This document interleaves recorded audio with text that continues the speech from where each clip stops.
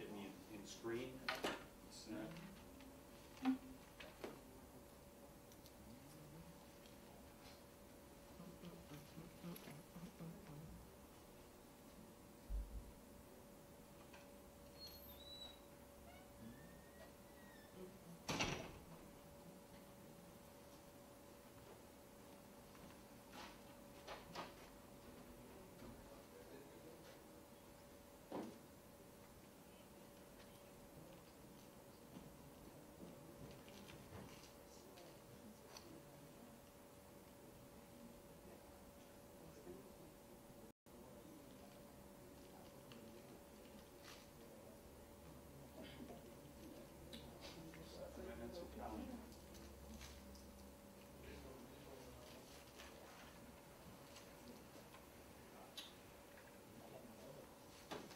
Today, Jen? I'm doing awesome. Hi, ladies. Hi. Merry Christmas. Happy New Year. Yes, and all that good stuff. All that great stuff. Amen. How was your holiday, Mr. Levitan? You know what? It was good. A lot of families leaving today. And it was wonderful. We enjoyed it. Yes. Although family and friends are like fish in the fridge. Good for 3 days, you gotta get rid of them. Well, things. Tell me that ain't the truth. You ever heard that before? No. It's the God's honest truth. You want to take a look at the camera and just let me know, hey, Justin? Hey, Justin, how are you?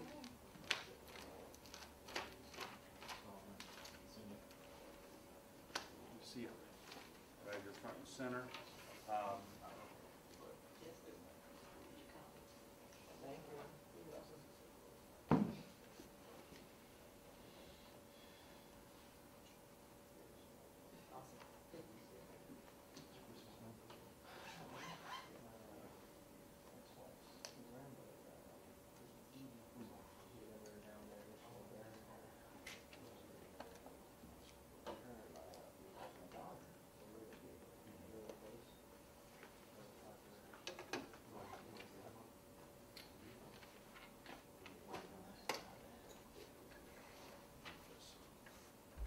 Curtis, is this always like this, or is there a stabilizer for it? Not that it's the end of the world, I just,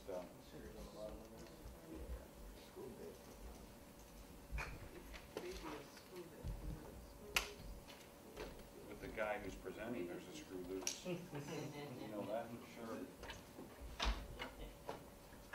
You know that one. Question. Send me a copy, however. If you want to, because I need it up front.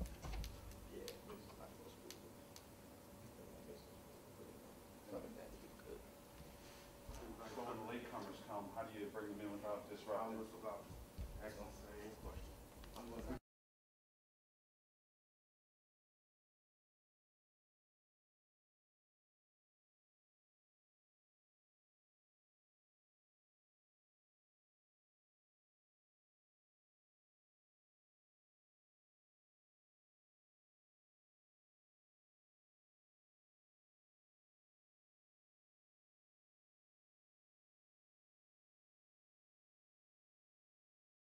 You can wait a few minutes. I'm waiting on one, the blank goal setting form to be downloaded.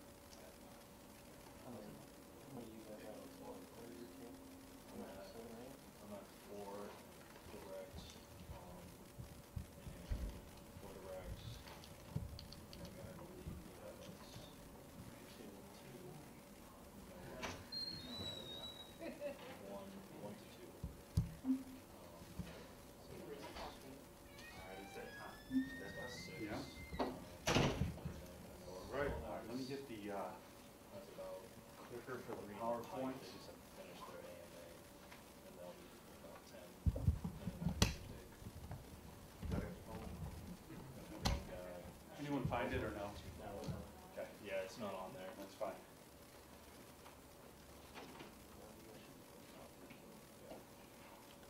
They said they just lost a live feed. Maybe it comes back on? It's coming back on there. Okay, there you go. You guys ready? Oh, yeah. We'll start the live feed with the introduction. I'm going to have all these here. I have my reading glasses, because I'm not the young buck I was when I started doing this. All right, give me a position. I'll use this as the stopping point. I'll stand right up at it.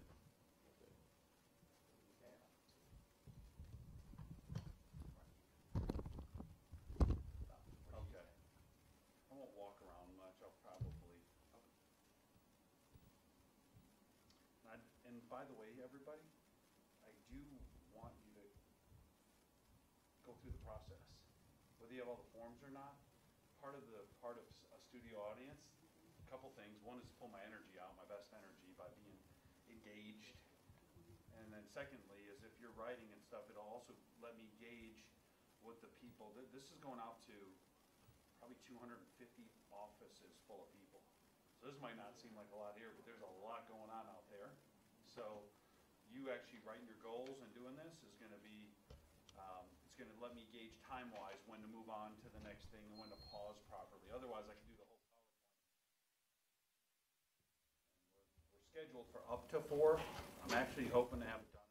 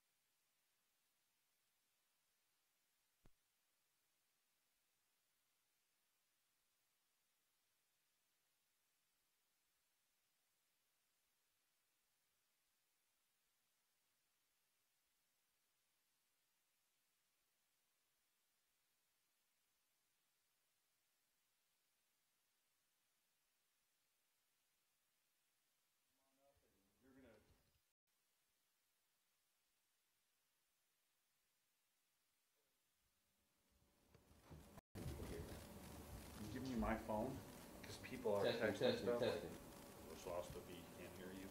You could probably report to them back there. So we get the feedback, but they're going to get feedback on that.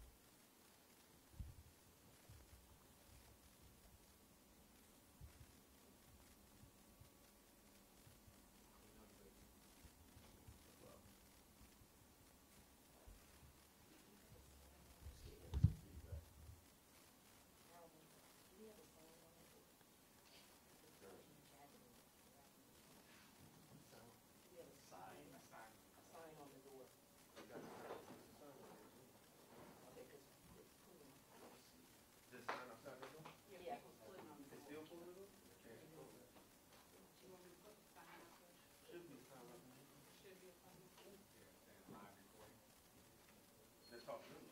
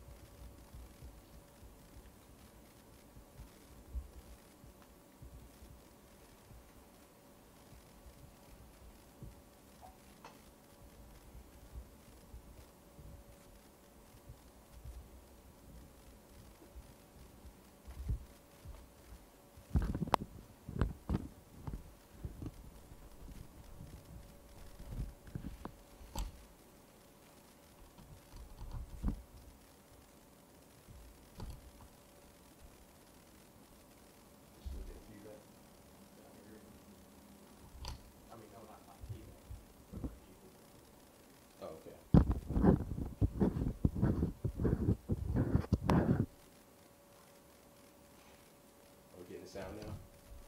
Yeah, I got people saying sound is up now. Okay.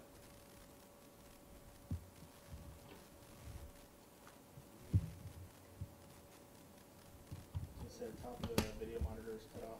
Right. Okay, that and we'll just make sure the sound is right.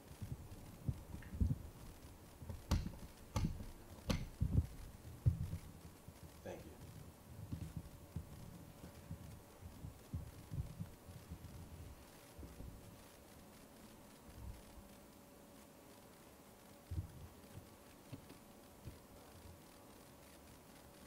Still getting feedback?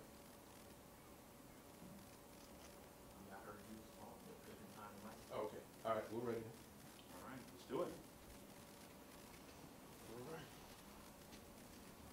Good morning, Legacy. Welcome to Living Life on Purpose for 2018. I know most of you are just getting done with family, having a great time and enjoying the moment, but right now, it's time to get to work. It was a holiday, not a holler month. So, did you hit all your goals in 2017? Did you accomplish everything on the list for 2017? Or you still want to make sure you want to make sure that you accomplish everything you want to accomplish in 2018. 2018 is going to be your best year ever. You know, I always say, look like you're going somewhere, not like you've been through something. And I always know that you got to have a coach to help you get to the next level. Think about Jordan and Kobe. They had Phil Jackson to help them get the rings. I truly believe on the Legacy, we have the Phil Jackson of our company, and that's Mr. Jeff Levitan. He's going to come with you at a workshop today, so make sure you have your paper and your pen, because this is going to be a workshop, not just a training, but a workshop. And we want to help you hit your goals. So if everyone across the Legacy, across the nation, can help me with coach and my mentor, he has over 250 offices across the nation, over 5,000 people on this live. Our coach and our mentor, Mr. Jeff Levitan, everyone. Thank you.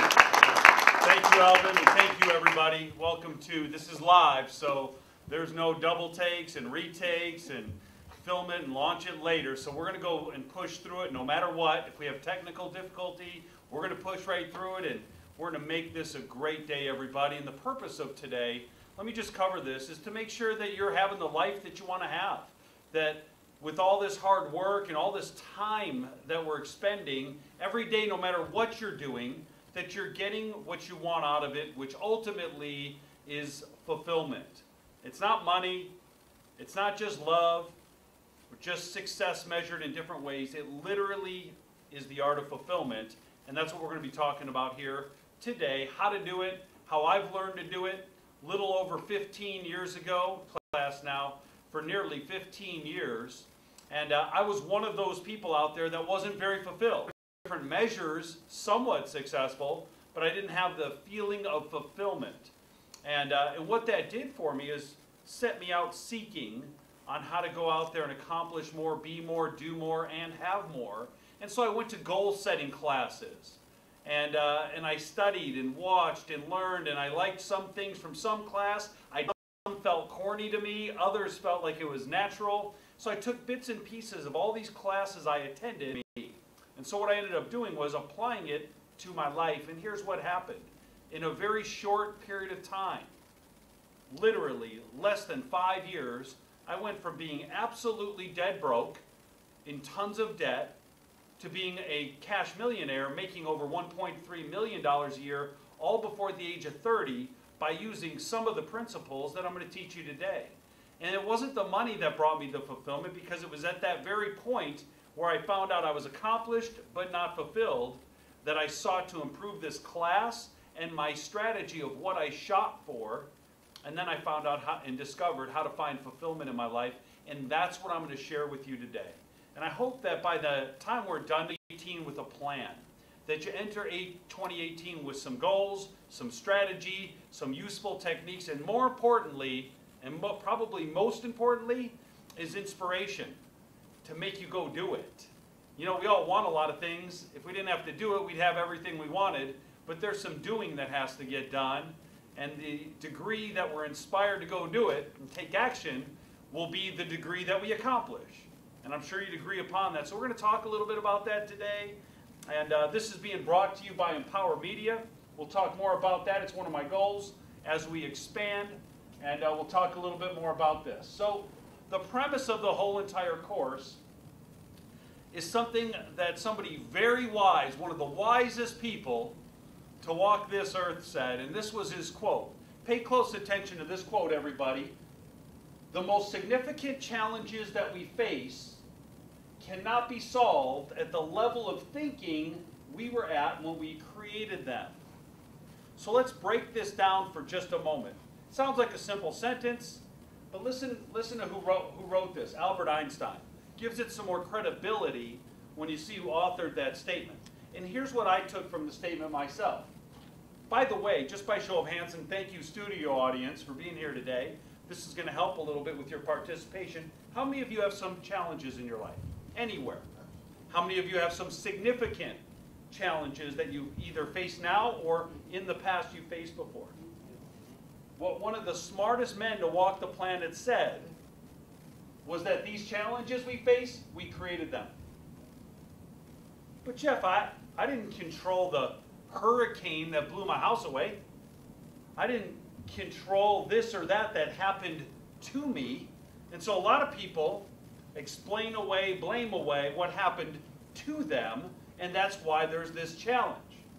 But there's always a counterpoint to every point, and you can tell that person, well, in this area that's significantly known for annual hurricanes, you decided to live.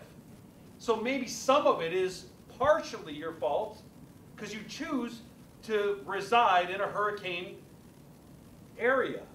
You know what I mean? So when you start thinking about it that way, maybe you did have something to do with some of the challenges that you face in life. And he said it can't be solved at the level of thinking we were at when we initially created it. So what that means to me, and what it should mean to you, is if you want things in your life to change, it all starts here. The change begins with you thinking. You look at your life or the problem or the situation or the challenge, you've got to start by laying it out until you first perceive it from a different angle. So you start thinking about things a little bit differently, and it could start creating everywhere in your life. Here's some of my favorite quotes on goal setting from some prominent people that you will know when I mention it. And just listen to these quotes and see if you can relate to some of them. James Cash Penney, the major retailer, J.C. Penney, said long-range goals keep you from being frustrated by short-term failures. So if you're feeling a degree of frustration by what's not so in your life right now, The big long-term goals get you through those moments. Without those long-term goals, that seems like your life. It seems like you're overwhelmed with what's going on right now by the lack of the long-term goals. In the absence of clearly defined goals, we become strangely loyal to performing daily acts of trivia. Now let's talk about this for a minute. How many of you have had a busy day? You come home, your spouse or significant other or roommate, boy, it was really busy. I had a busy day today. Whew, I'm wiped out. Well, what'd you do? Like what? What'd you accomplish? Well, I can't put my finger on it, but I was busy all day trivia.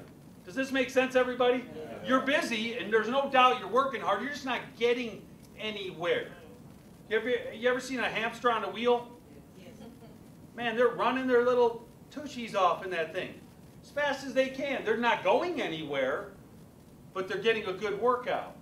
You know, a lot of people's lives are that way. They're busy, they're hustling, they're getting nowhere, and they're not fulfilled. Success is the progressive realization of predetermined, worthwhile personal goals. Paul Meyer. Lou Holtz said, if you're bored with life, if you don't get up every morning with a burning desire to do things, you don't have enough goals. He who every morning plans the transactions of the day and follows that plan carries a thread that will guide him through a labyrinth of the most busy life. Victor Hugo. Goals are dreams with deadlines. Without goals, plans to reach them, you're like a ship that sets sail with no destination.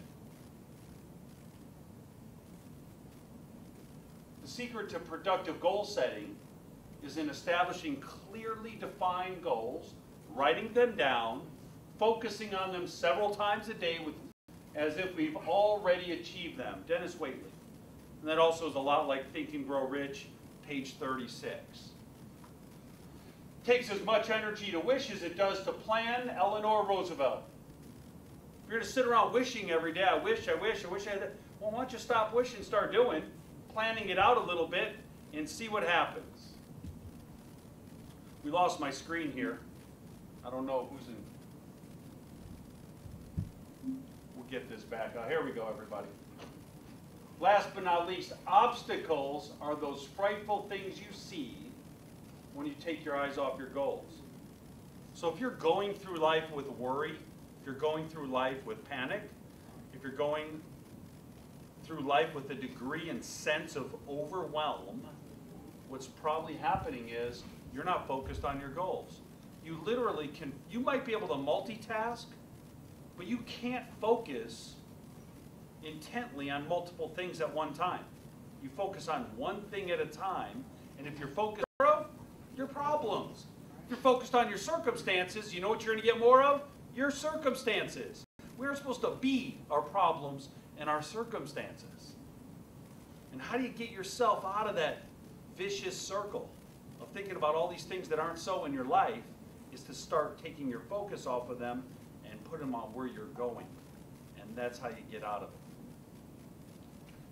Ronald Reagan said, my philosophy of life is that if we make up our minds what we're going to make of our lives, and then we work hard towards that goal, we never lose. Somehow we win out. The reason most people never reach their goals is that they don't define them or ever seriously consider them as believable or achievable. Winners can tell you where they're going, what they plan to do along the way, and more importantly, who they plan on sharing the adventure with. Another Dennis Waitley quote. Jim Rohn, discipline is the bridge between your goals and accomplishment. So once you have your goals, once you know what it is you want to do, be, and have later, then your discipline is going to determine whether you get there or not. And you know, we usually broadcast this right between Christmas and New Year's, after the highest degree of lack of discipline and eating and drinking and has just gone on. So it's a good time to start thinking about discipline again, isn't it? Maybe about, okay, starting next week, I'm going to start to get disciplined once again. There's a lot of references on goal setting. You know, when I started this class, doing this 15 years ago, I had a bookshelf full of all the personal development books that somebody would read. Most business people have read many of the same books. My assistant at that time, because it seemed like too large of a task for me, I was going to go through and read all these books and find out which chapter and which book had a reference on goal setting, but instead I sent him to go do it. And here's what he found.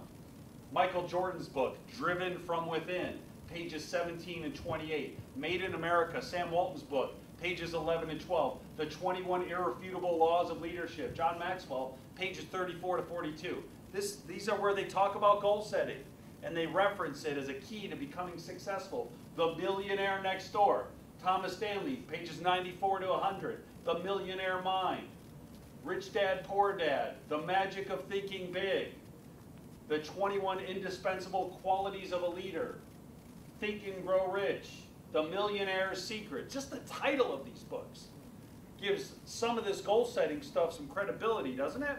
You think about it a little bit and you go, wow, there must be something to this if almost every book, success, happiness, fulfillment, has some reference to goals, goal setting.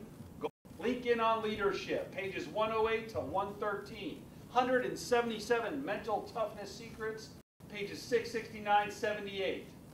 Rick Warren's The Purpose-Driven Life, pages 312 to 319. So look, before I go to that next thing, that was just, we stopped. The billable hours were getting like an attorney's office of all the time he was spending looking for the goal setting. And I had to say, that's enough, I made my point. But the fact of the matter is, you find anybody who's successful and achieved and accomplished in anything, they set out to do it. They didn't stumble and trip and fall into a pile of four-leaf clovers and get out of it successful. They set out to achieve that, and then through a lot of work, a lot of effort, a lot of focus, that's where and when they finally achieved that. Does that make sense, everybody? Yes. So I'm going to share with you in a moment here when I started, all began, and how it still references today. This was my first set of written goals. My kids made Christmas lists, and I'll bet you I had some of those, but that might have been a wish list, not a goal list. But this was it from 1996. Some of you probably can't see that from home. Just listen, it was from 1996, and I made some goals.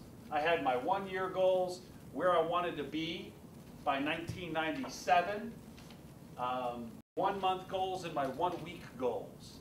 And so I even broke it down a little bit. I stretched as far. So I went 1 year out and set my goals, and then I figured, well, to be whatever I wanted to be there at that time, I wanted to be making $20,000 a month. I wanted $350,000 in production per month. I wanted 8 marketing directors, which would be SMDs today, and some of these other things. Well, I had to be here by 6 months to be on track to be there in a year.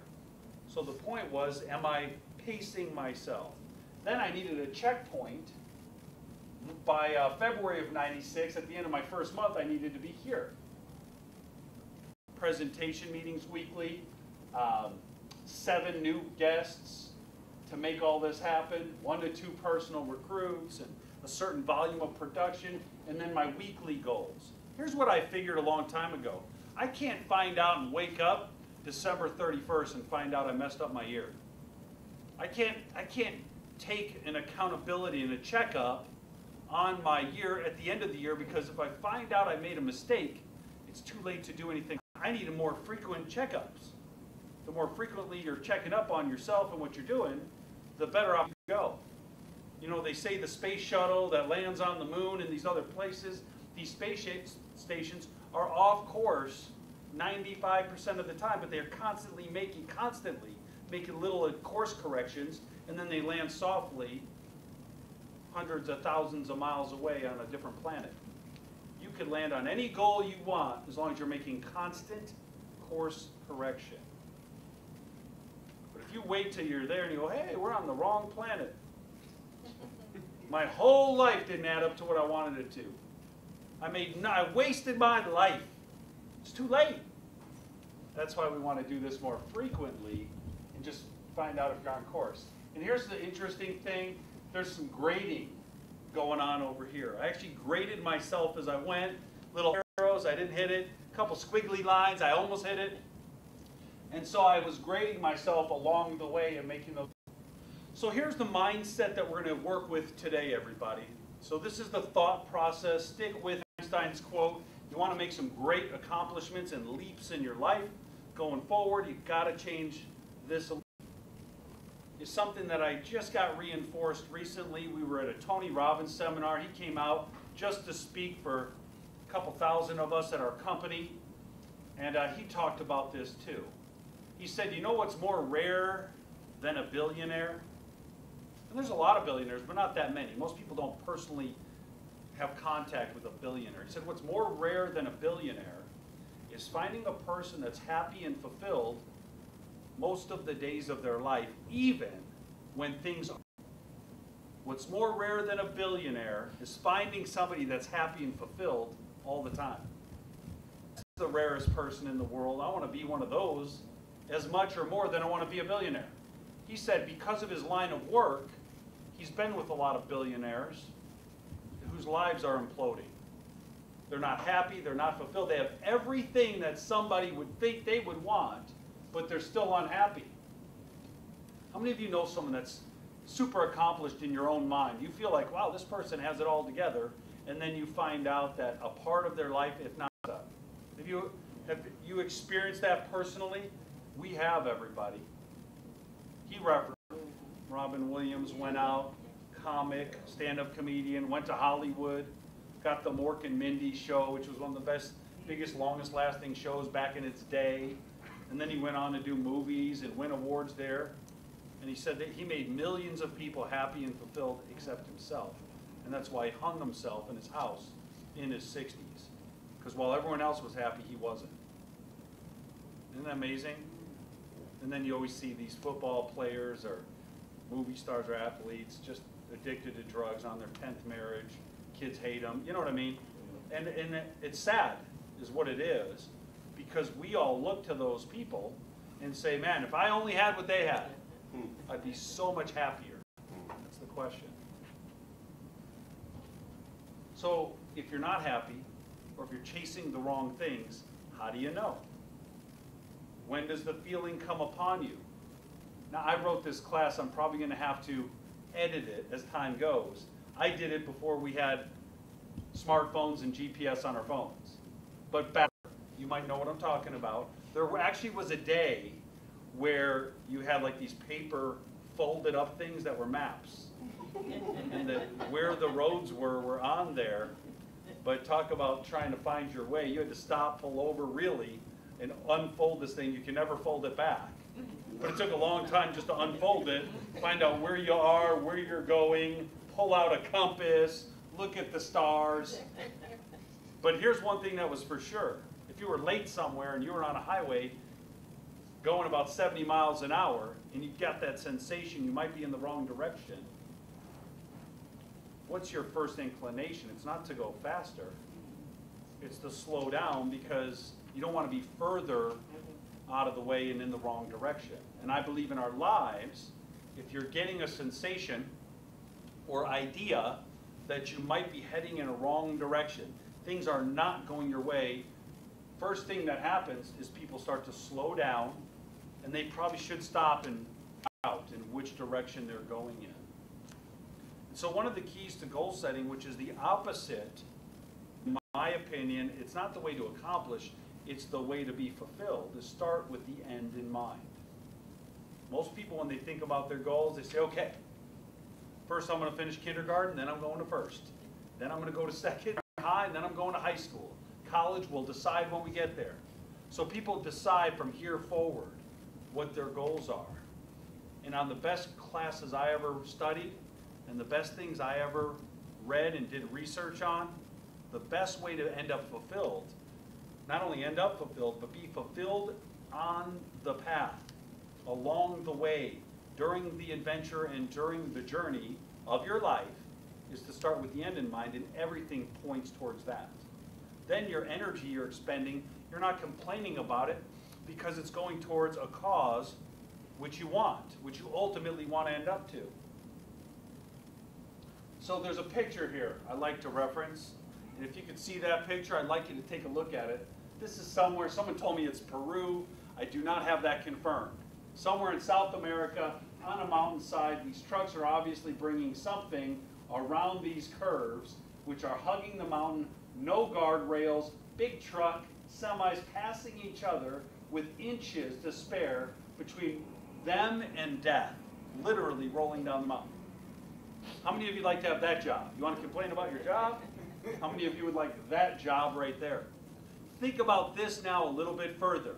When you consider this, if you are one of these drivers, are you going fast or are you going slow? Are your knuckles white because you're squeezing the steering wheel so darn tight and you know you're about... I may be this driver. If I had to take a job, I'd want to be the one only coming this way. But imagine that's you. Here's what I've observed from people. I've seen a lot of people in their life that are smart, gifted, talented, privileged. If you just happen to live in America, you're ahead of about 6+ billion people. You understand that? No matter where you live in America and how good or bad it is, you're still ahead of most of the world, whether you acknowledge it or not.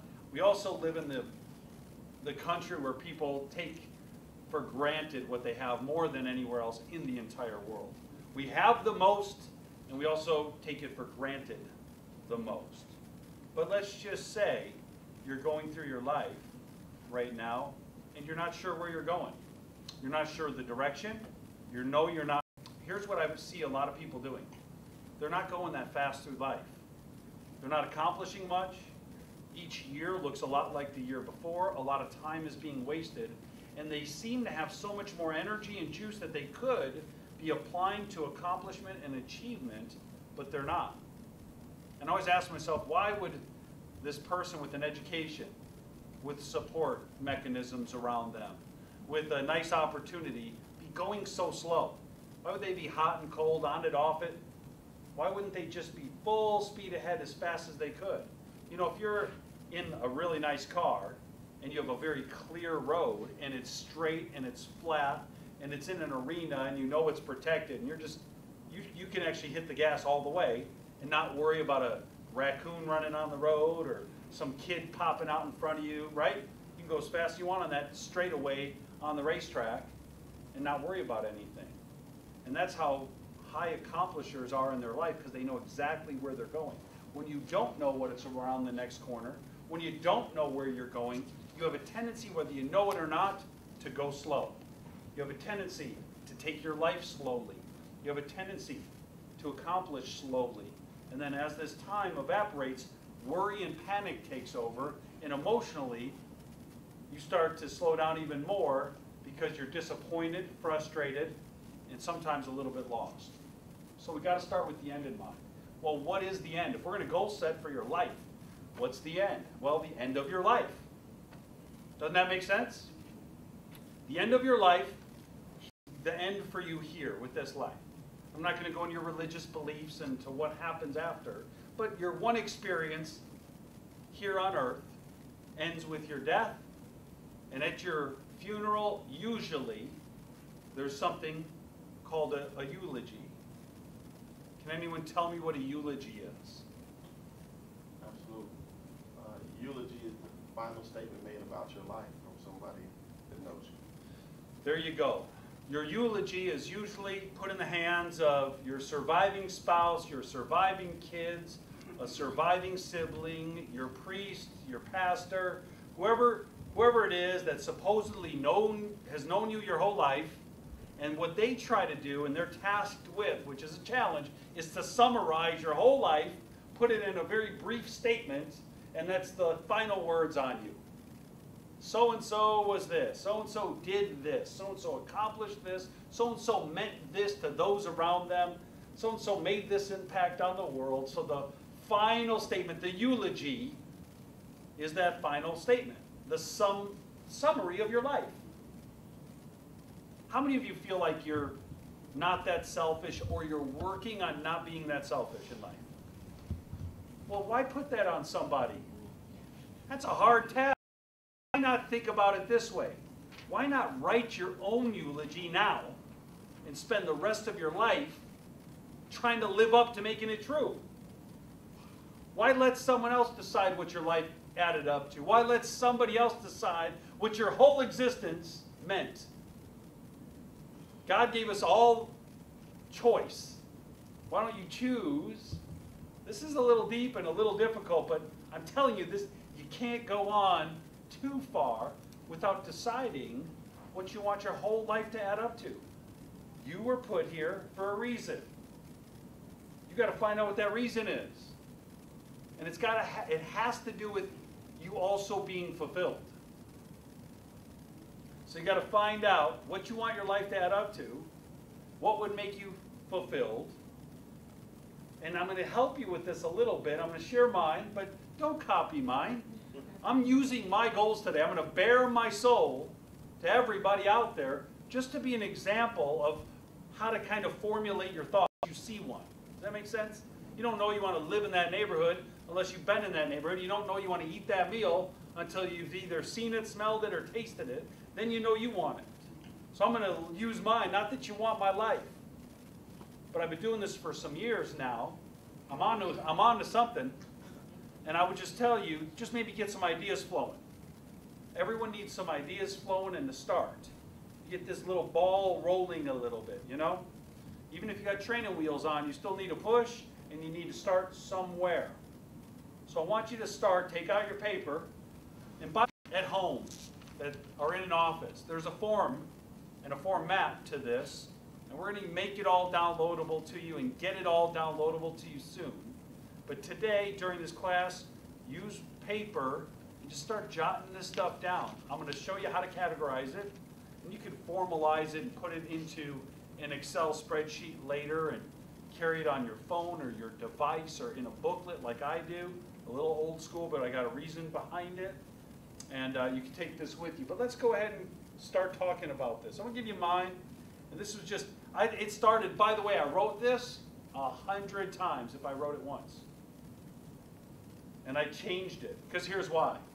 I thought in my mind, okay, now I'm dead. My kids are there.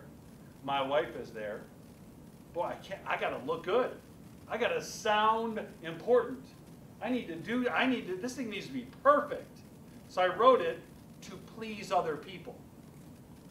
And then I read it and I asked myself the question, is this what I really want or what I think will be pleasing to others? And then I changed it.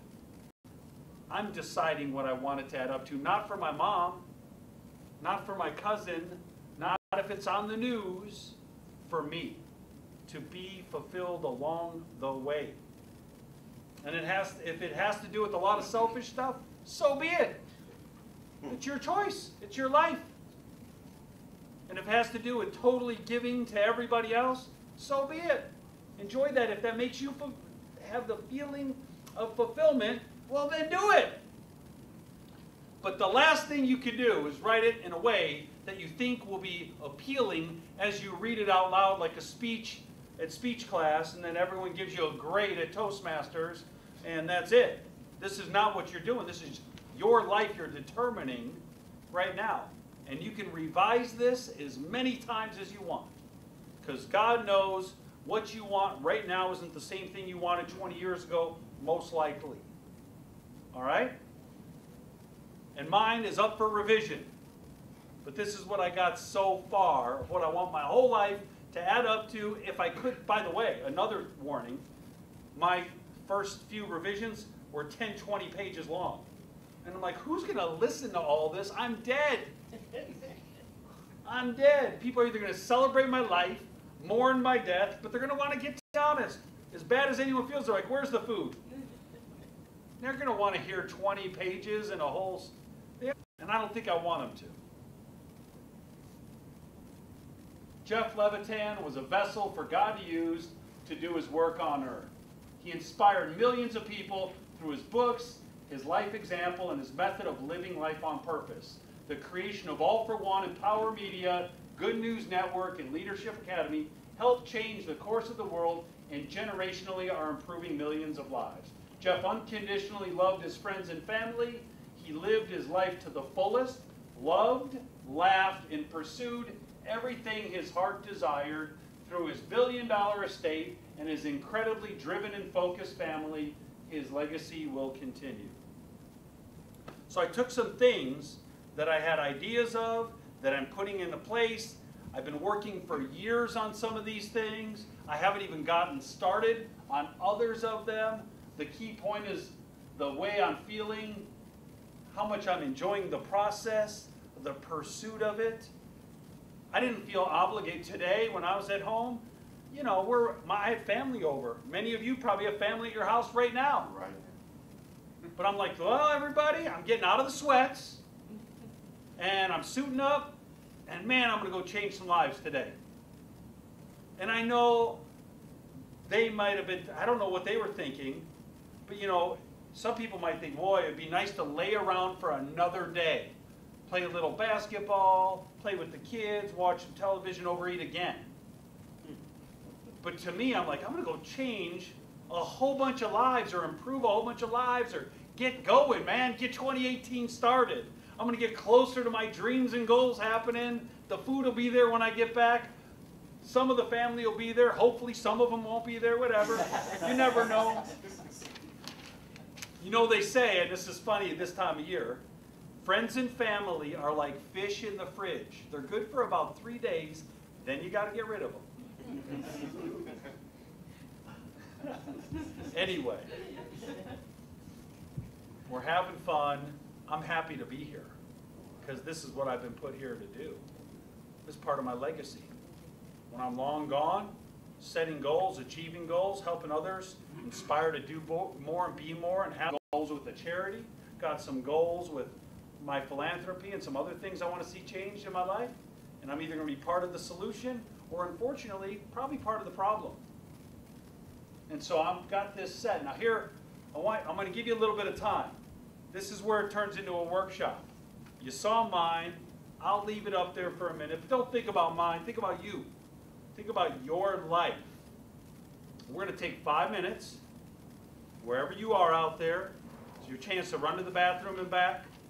But this, more importantly, is the time to start writing down some ideas that you have. There's be, do, and have ideas. In your whole life, maybe there's some things you want to have. Unfortunately, we all know we can't take it with us. So it better be something that you have, that you enjoy yourself while you're here. To have some property you never see in Europe, what good is it?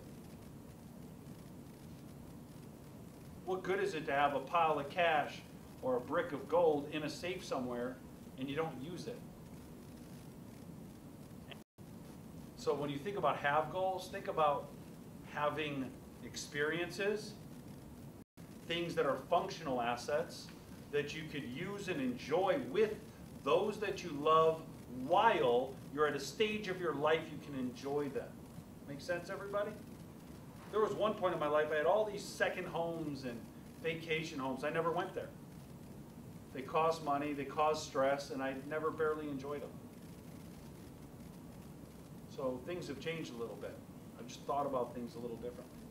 Those are have goals. Be goals. Who do you want to be? Who do you want to be to other people?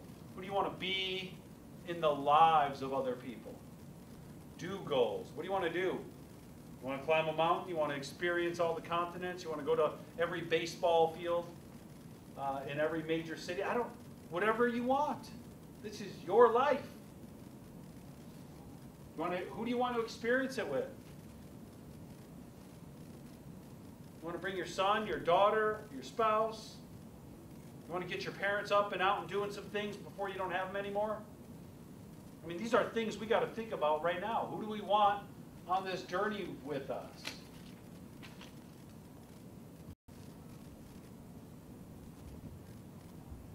What are you going to be remembered for? And by whom? Giving you some ideas right. All I would ask you to do during this part of the workshop, if this were a contest, the more you write down, the more you have on your paper at the end, the better. You can edit, audit, scratch it out, throw it away, start over. But if you have nothing on your paper, you're no closer to having achieved some of your goals and dreams. So write and write and write. Do you have any good thinking music back there? People need some deep thought, tranquil, inspiring music.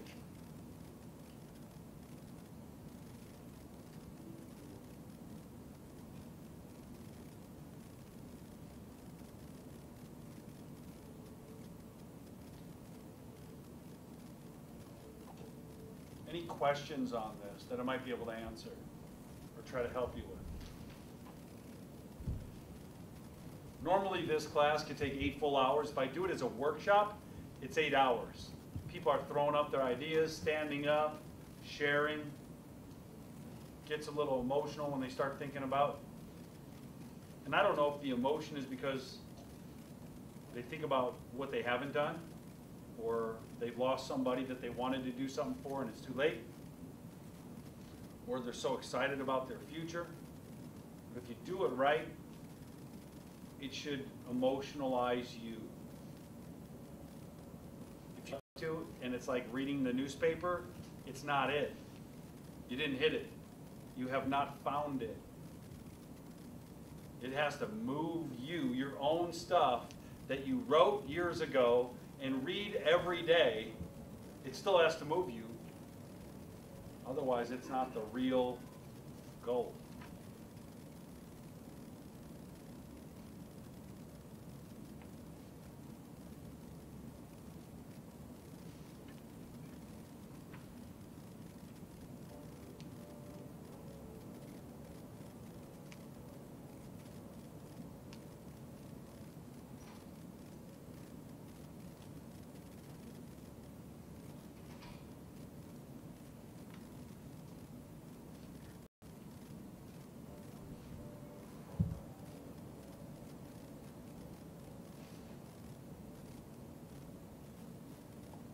Anybody want to share one smidgen? Maybe one thing.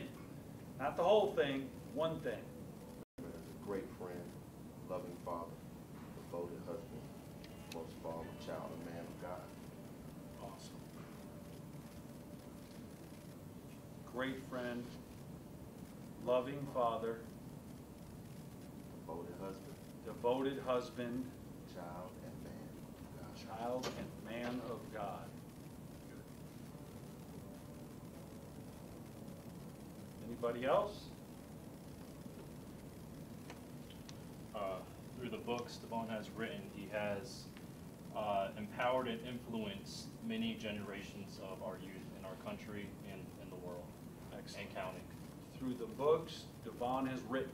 So there you go, everybody. It's, you know, you start to get a sense. Some of it applies to who you are to your family. Some of it is part of your legacy you're going to leave. Like he turns 80 and hasn't written a book and reads that eulogy again. Through the books he's written, you better get to some writing. You understand? But a lot of times when you have accomplishments, if I want $1 billion estate and I haven't saved a penny, some money,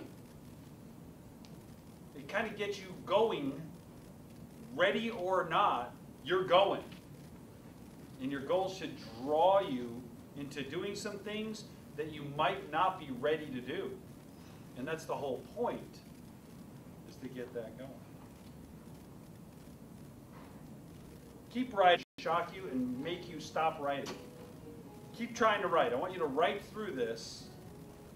But when you're done with your eulogy, here's what I want you to do next. Ready? Put down the date you want it read on. Very controversial. I know. I'm going to give that a minute to sink in. So now you wrote what you want your whole life to add up to.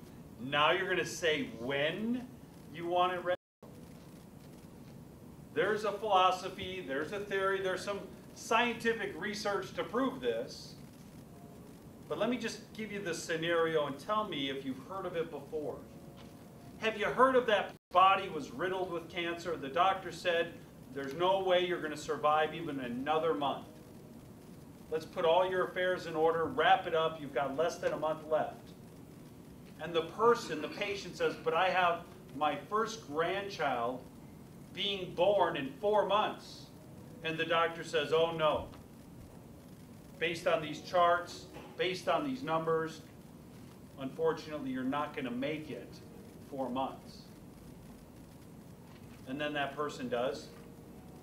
4 months later, that child's born, and they look at that baby and they kiss that baby, hand it back to their own child, and then pass. Explain that to me.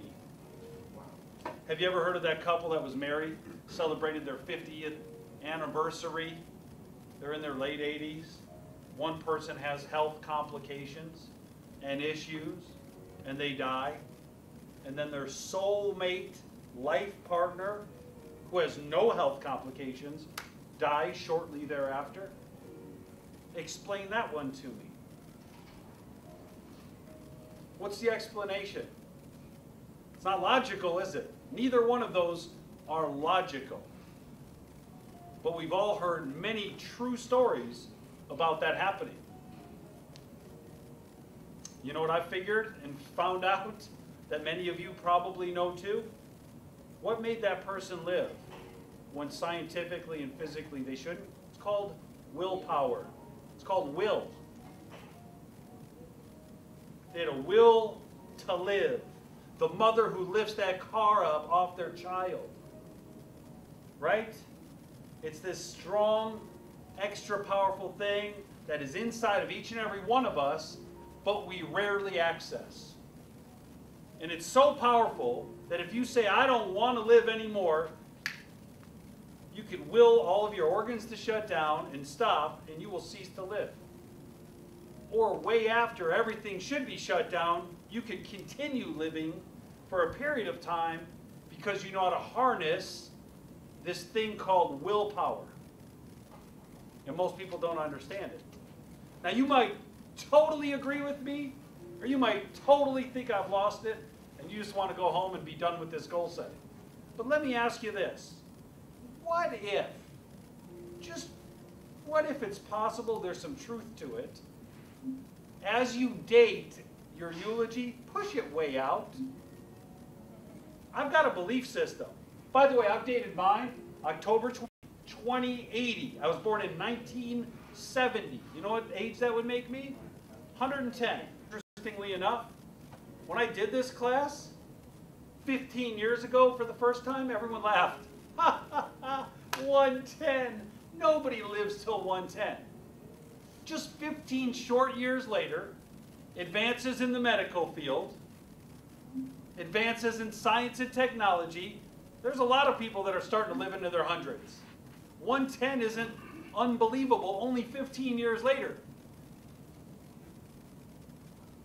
Isn't that amazing? What's the next 15 years going to look like? 110, you might be like, whoa, you're going to have an accident? What's going to happen? How are you going to live so short? So if there's some truth to it, I would just say this. Put it way out there. Here's why. I believe if you have big enough goals, a noble enough cause, and you have unfinished business, you're going to engage your willpower to stay alive to accomplish it. And if you don't have goals, you don't want to be here anymore anyway, so be it. You'll be gone at 70.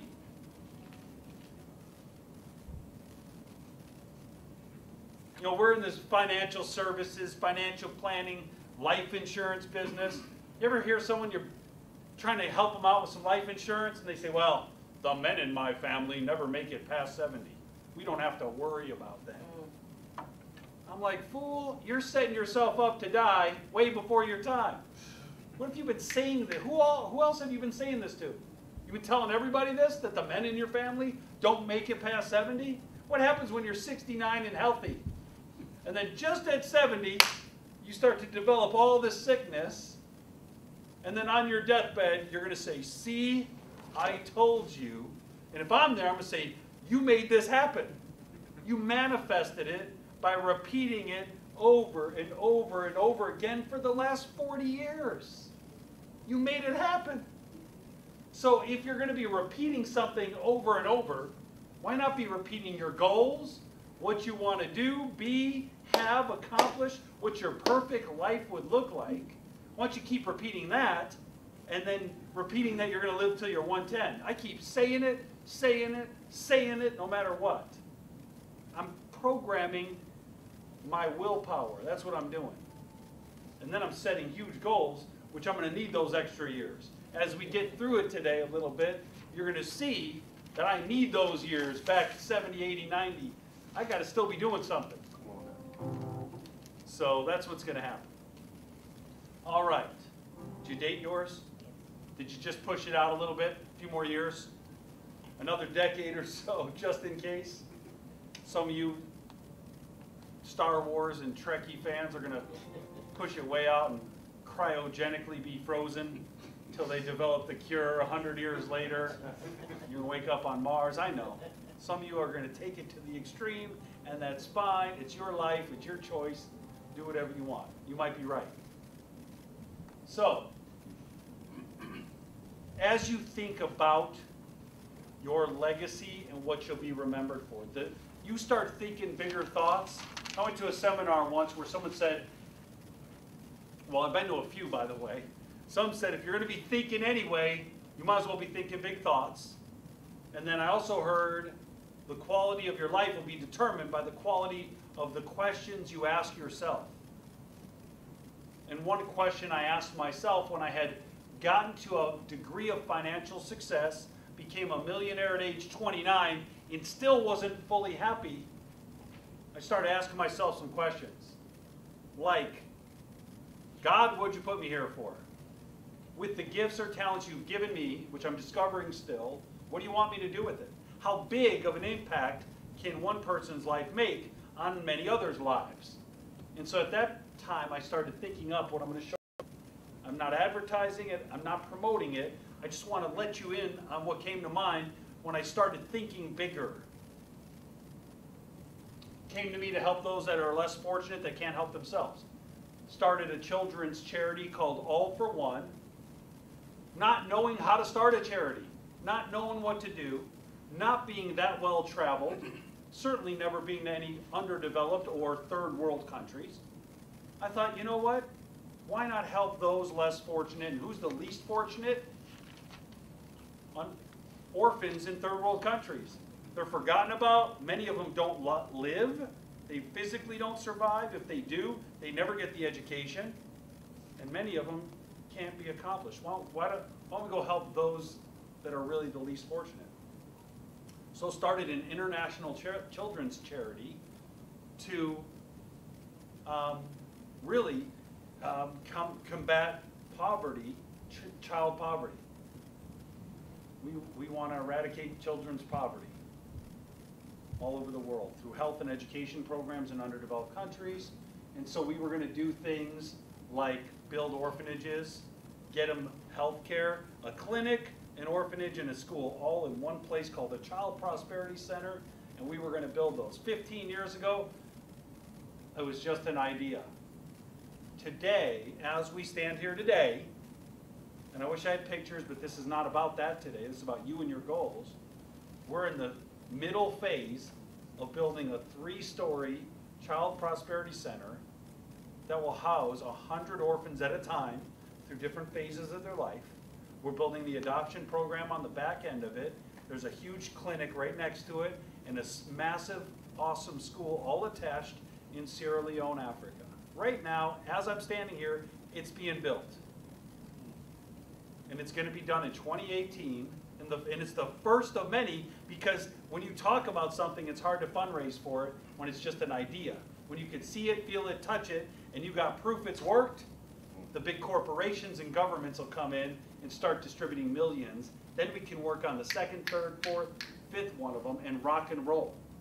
And it's happening, and now I'm like, all right, I got to shift, because when the millions start coming in, I got to get ready to properly handle that money and be a good steward of it and get all these built, and start choosing which countries and where we start multiplying this. That's happening. Also found, thank you. We've how many of you are sick of watching the news? Doesn't matter what station it is. How many of you are just tired of the negative everything? You turn it on, if you happen to turn it on, it could take you from being excited about the morning, the day, got your coffee, got a little breakfast going, woo!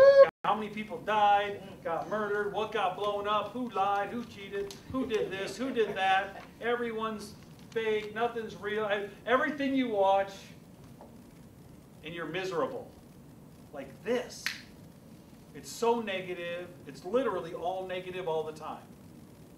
And don't you think, like, in our busy, hectic life, you go to a spa where it smells good, it feels good, it's quiet. It's the opposite to help balance you out. Well, where do you get to go to balance out your news? Where do you go to balance out your spirituality and your sense of happiness while you're watching and you want some information? Well, for every murder and every natural disaster, you probably need about 5 really good, heart-touching stories. I was at church here for Christmas Eve, and this new church we tried out, they had gone to the fire department, the police department, and they saved some lives of some people that were not physically, like financially, helped out families that were really majorly in need of people who were dedicating their lives to helping other people, but having their own troubles. And I was bawling my eyes out, each one warm inside, and felt so good, like so many good things are happening out there, but it doesn't make the regular news, doesn't make the 10 o'clock news. And I'm like, there's so much of this in the world, why is there not more news coverage on it? So my ultimate goal, and I hope those of you in movie studios in Hollywood are listening, because I don't need the recognition for it, but we need a good news network. We need something that's all positive, all the time, and GNN, there's a logo, I already developed it. Empower Media would be the media company, that would be the news part of it, and there would be other parts of it, and it's underway, but it's not moving yet because I'm building child prosperity centers. But I'm praying right now that God puts the right people in my life to make that happen. And the good news is I don't need any more recognition from any of this stuff. We just need it to happen. And something's more powerful when it's not about you. When you got something big going on and it's not about you, more people join in. So I'm excited. That's what's next. That's another thing. I'm not going to go through the mission. I don't even know much about that business, but there are a lot of people who are experts at it and that want to make some positive impact with all their wealth and all their money and all their connections there. And I invite you to call me up and let's do it together. Leadership Academy. We all know that there's a lot of schools that teach a lot of things. And if you want to be a nurse, there's a nursing school. You want to be a teacher, there's a teacher for that. But the whole world, we could agree, has a little bit of a lack of leadership in everything, right? In every area it requires a leadership, whether it's the government, whether it's corporations, whether it's non-governmental organizations and charities, whether it's churches, whether it's the military, whether it's in religion and faith, there's a need for and a calling for a bigger, better, stronger, more noble leadership base everywhere. There needs to be a pure academy, literally, that you go to become a better leader. I have a corporation, I run a big company, and I want my kid to take it over, but my kid's a mess. I've been rich my whole life, I've been too busy to raise him, and he's in trouble all the time, I want him to take it over. Well, I need to send him to Leadership Academy to get straight before he takes over the family business, or the family church, or the family senatorship, or the this, you get it? So there needs to be, and there's a bigger picture of that too. If all the most powerful future leaders all gather there, when they do go out and run and their respective corporations, there might be a little less fighting and a little more unity and interdependence if they met at that point in their life, like the college days, where everyone's open to meeting and liking people that are supposed to be their enemies. If you meet them there, build a friendship with them there, but then you go out to lead competing companies or competing countries or whatever, you might just have a working relationship because you met in Leadership Academy. I'm just saying. When you're thinking, you might as well think big. Anyway, I'm not going to go through that. So the legacy, part of my legacy is going to be all for one. Good News Network, Leadership Academy. Just a little idea, the only scholarship program for this very expensive Leadership Academy will be from graduates from All for One. The orphans, the least in the world, are going to get mingled together with the most powerful and influential in the world. Wow. Can you change the world when you start doing that? Yes. Can I get an amen? I just felt like doing that, sorry. But how are people going to know about this? Well, I got an idea. If you control a media company, you might be able to shine the spotlight on the good stuff you're doing and draw more attention. When you're going to be thinking, you might as well be thinking big. If I could get this started, because it's already started, and get this rolling, I could die a happy man knowing that I was a little seed in making the world a better place. And anyone that joins me on these calls, hey, we're tied together. We're tied together for a greater cause, bigger than ourselves, forever. By the way, we need to make money and provide for our families and take trips to Hawaii and enjoy our life. But man, the pursuit of something great, I think that's an awesome thing. And most people are not in pursuit of anything great in their life. They're just trying to get by, make it through another day. Just need to survive this. Is that what we were put here for? I don't think so. That's why we have this class today. So, key points for your eulogy. To help you out with this, you might want to take some notes on it.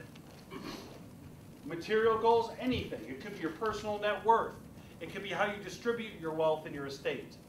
There's a lot of great movies about it. There's funny ones like Brewster's Billions and other ones where you have to get married to inherit, or you got to do this, or you got to do that. Then there's more deeper, meaningful ones where there's things where somebody, the gift, ultimate gift, where someone has to build character before they inherit their wealth. There's just things there to do it. What's your ultimate financial goal? Anything involving money, business goals. Maybe you want to sit on businesses, own businesses, direct companies or businesses. Maybe you have books to read or write that you want to use to influence other people. Personal development, that would have to do with your health and your knowledge and your mastery of a subject matter. You're developing you. This class would be in the personal development category. Does that make sense? Going to seminars, reading books, associating with better people. You want some mentors? It would go in that category. You want to mentor with somebody who's really good or an expert at a specific subject matter? Well, guess what? That goes in your personal development goals. To seek a mentor this year for business. To seek a mentor this year for health. You're going to hire a personal trainer. Well, that would go in the material goals with how much it would cost, and it would be over here in the personal development category because you're working on your physicality. Family and social goals. Maybe you want to have a specific type of relationship with your family that either your parents had with you or grandparents. Think about your best relationships that you've had and improve upon those with your family. This is your chance. You know how many people I hear criticize their parents, their grandparents, what they didn't have when they were growing up? Why give it any more attention? Unless you're looking for sympathy, who cares? What are you going to do differently with your kids? What are you going to do differently with your spouse? What are you going to do differently to break the chain and do it in a way that's going to impact people's lives forever? Maybe everyone has someone in their life that was in their corner, cheering for them, challenging them, lifting them up. Maybe you decide to be that person for other people. I can't believe it. I have a hard time when people come to me and they say they come to me and they were excited for once in their whole doggone life because they're going to chase some goals down. They want to be something. They're thinking bigger. Then they go home and go back to an uncle, an aunt, a friend who steals their dream. And then they come back to me and they say, you know, I was talking to my uncle. They said it was stupid. It wasn't going to work. It was a bad idea. I shouldn't try it. In my whole life, and I'd like to think I'm pretty experienced now, that I've seen a lot. I've got over 600 locations, over 150,000 active services business.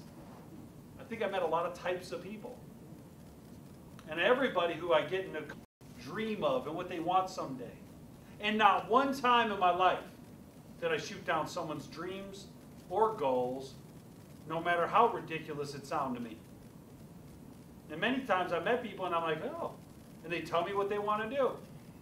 And I've never once shot it down. You know why? Because if that's what's in their heart and that's what they want with me, my job and my role in my mind is to support them. Challenge them. Well, if you're going to do it right. If you're going to do it all the way. If you're going to do that, do it big. You're going to sell ice to Eskimos in the Antarctic? Well, good luck to you. Make sure you bundle up. It's cold up there. Hey, I'm not going to shoot down your dream. I don't know why people would do that to other people. Anyway, who do you want to be for your family? What do you want to do there? Faith and contribution. It's your belief system. No matter what it is, how are you going to participate within it? And then in addition to that, what's your give back? Your whole life, look at it. Look at the Buffetts and look at these people with all this money. The ones that are smart are turning around and at the end almost everyone's giving it away. Why in the heck do people who desperately try to get more watch people who have tons just give it away? What do the ones with tons know that the ones who don't have anything, they don't know? They know that it's about the giving part. Their meaning in life is derived from the difference they make in the lives of others, not what they have. That can't be taught. It's got to be caught. If you're ready for it, great. If I hit you, I didn't mean to miss you. And if you don't know what I'm talking about, that's fine. Move on anyway. But when you start to understand and realize that there's a circle of life here, and that you've got to somehow program in, and the younger and earlier the better, that you start programming in some sort of giving, contributing, and doing for others into what you're doing, you're going to start getting rewarded in return tenfold.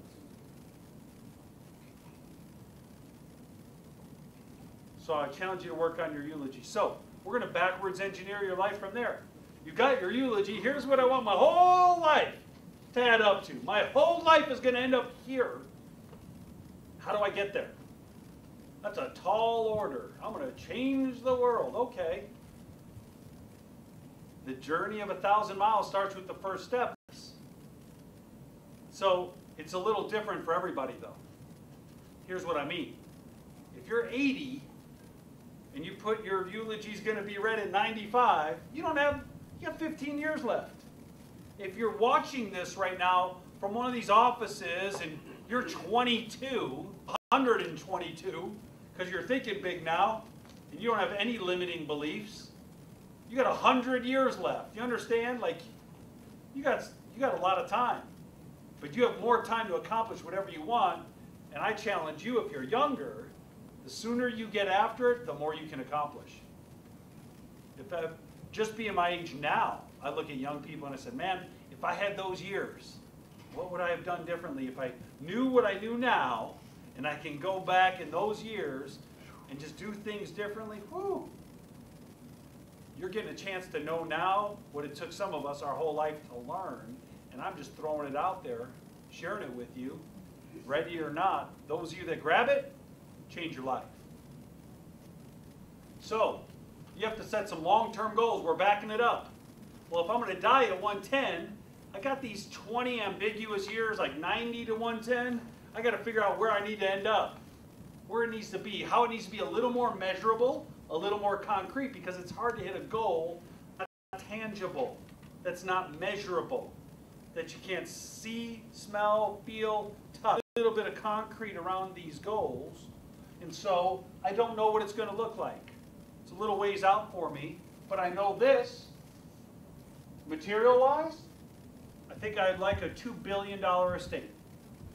I think I'd like to be worth $2 billion. And I got this little formula called the Rule of 72. And there's calculators and other little formulas where I can materially, numerically figure out where I need to be at each stage to hit that. And you're going to see it unfold before your eyes. Whatever your goal is your goal. I want educational structure for distributions. My kids don't just get it because they're my kids. I don't want to create a nuisance to society and then fund it with my wealth. So I'm going to make sure they have hurdles. They're going to hate me after I'm dead, probably. or they're going to love me and respect me because they know that they had to do and be this in order to, and have the character before they got all the wealth, to handle the wealth. Most people that win the lottery are broke 3 years later. Why? Because they didn't have the character to handle all that money. Same thing with movie stars and athletes that get injured and they made a bunch of money and have nothing to show for it a few years later because they weren't ready for it. Money's a great thing, but if you're not ready for it, it can destroy your life too. I want to leave a financial legacy. Simple. Business, I want to leave a wisdom legacy. Businesses are going to come and go. The good ones last a long time these days. Many of them merge, get acquired. But there needs to be something learned from each of these companies. They need to advance society. Development, hey, when I'm 90, I'd like to still be exercising. I'd like to be getting up, taking my little walk. I might have one of those things with tennis balls on the bottom helping me. I don't know. I might be. I've met people in their 90s that are actively doing things and golfing still and getting out and about. And I've met people in their 60s that are on their deathbed that can't move. I think it's a lot having to do with your goals, what you're doing, how you're taking care of yourself along the way, and understanding, having a long-term view of your health, and it being an important part. I want to be in excellent health and joyful every day.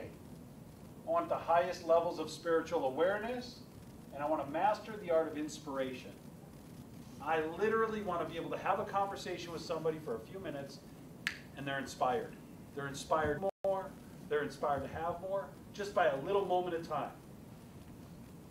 If I could get to that, that's a great that's a degree of personal development that that I think would be a family and social. I want to spend all day loving my wife, children, grandchildren, and friends. That's what I want to do. I want my day to look like at this point.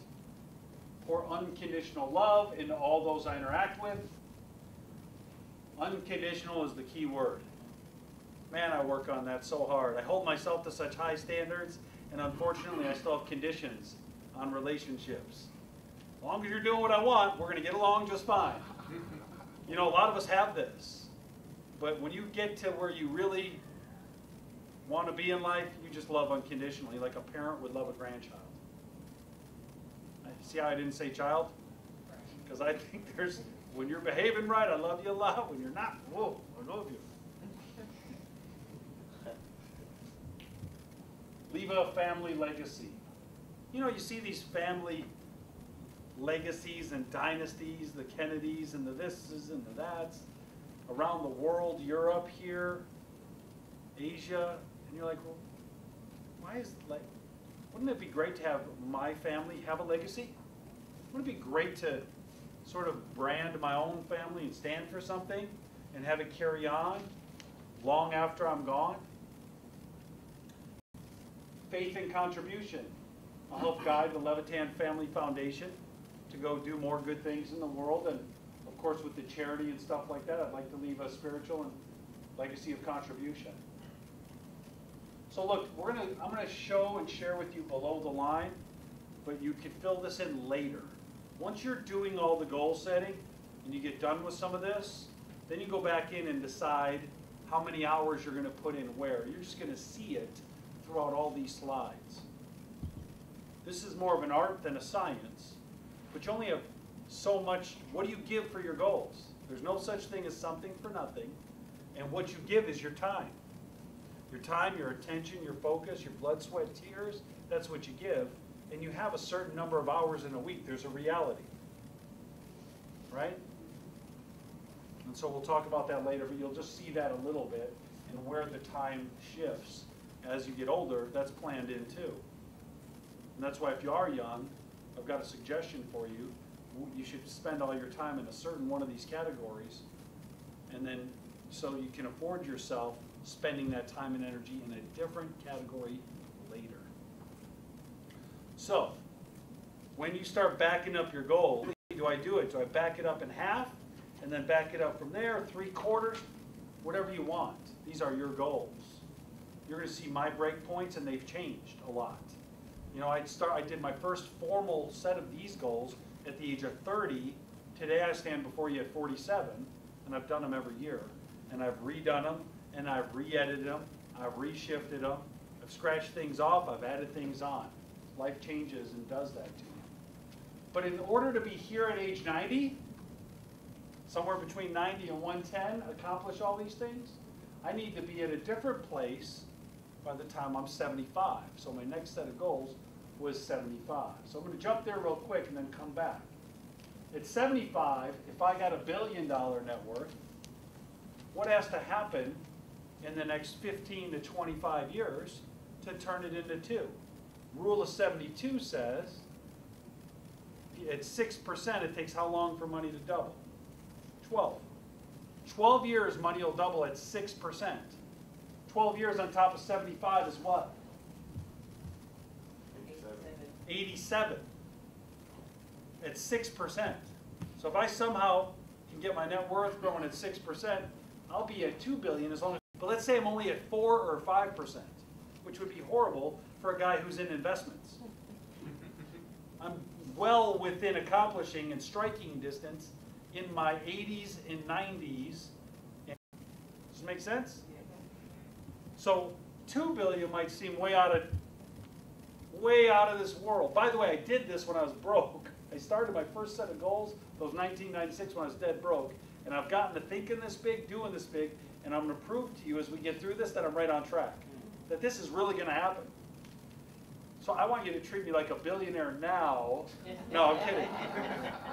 But do you understand? I'm going there. I want to complete all my estate planning and finalize the Levitan Trust Fund. I want to write my autobiography at 75 or have someone help me with that. Leave my wisdom legacy doing that. Exercise daily still, be in excellent health, joyful, just kind of copies on through. I want to still be playing golf and tennis at 75. I don't even play tennis now, but by 75 I should learn how to play and be able to continue playing. Move around a little bit, get the body moving. You see there's still a little bit hours here, steady amount of hours there, more hours for my friends, spend all day, foreign condition, travel the world with my family, sit on the boards of all these charities still at 75. I'll probably be phasing that out. Then I'll come back to here. So when you think really long term, here are some ideas. Here are some key points to start putting in. So just pick a date arbitrarily. I don't know what your age is right now, but just pick one of your long-term goals and push your way out there. Some people, like this weekend, New Year's Eve weekend, the party, that's like a long-term goal for you. So this is a stretch for some of you to go all the way out to your eulogy, all the way out. But there's a reason behind it. Let me give you the reason. This is going to tie in. Don't you think everybody wants a better life? Don't you think everyone wants to be in better health? Everybody wants to have more wealth. Everybody wants to be their own boss and own their own business and have great relationships. Why do so few people have it? They all want it. They all make New Year's resolutions. Why do so few have it? I'll tell you why. Because when the busyness of life comes in, and some storms come in, and some bumps come in, knocks them right off their goals. Because they aren't attached enough to what they want now and how it ties into their whole identity the rest of their life. It's not tied into anything.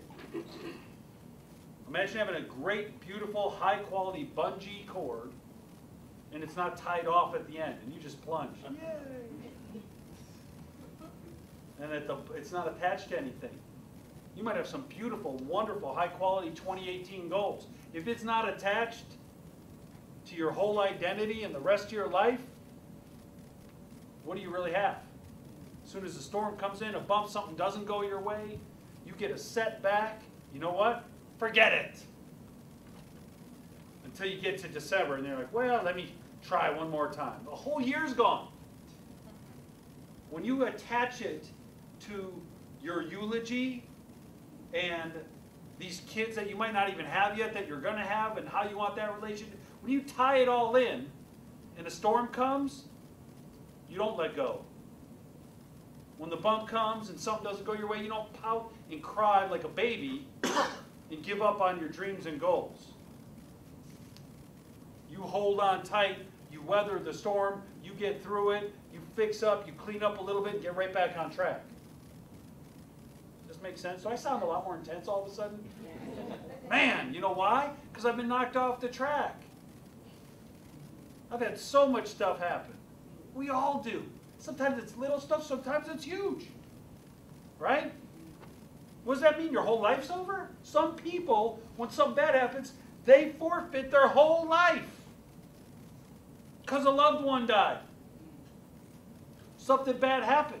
You still got the rest of your life. And how selfish would that loved one be to say, when I die, I want your whole life to be over too? Come on. No one thinks that way. Christmas Day, 1 hour before Christmas dinner, our whole family's at the house. My wife's side, with her kids, and there was like 9, 10, 12 kids. We had an extra 2 families over that really don't have family in town. So we had this massive dinner ready. 1 hour before, one of the kids screams. It's my 8-year-old who has autism. His name's Noah. He was in the gym and pulled a 25-pound plate off this rack, and it fell straight on his toe and broke his toe. It didn't just break it, it smashed it open. My sister-in-law is a doctor, a medical doctor, and his therapist for ABA therapy happened to be at the house because their family was over. Thank God. But guess what happened to Thanksgiving dinner? It didn't go as planned. They were all at the emergency room for a couple hours, getting 8 stitches in the tip of his toe. Ouch. And he can't really express himself, you know, and it's harder to calm down. It'd be hard for me to calm down doing that, but imagine an 8-year-old autistic kid, right? Oh my goodness. So we made it happen. Christmas still went on. Everyone's fine. He's fine today. He's taking his little medicines and he's good and we're all fine. We delayed dinner and started it, and the rest they joined us 2 hours later, and we were still doing it, and the kids had already eaten, and everything's fine. But it doesn't work out, so it doesn't always happen. But the show must go on. Because it's not a show, it's our life.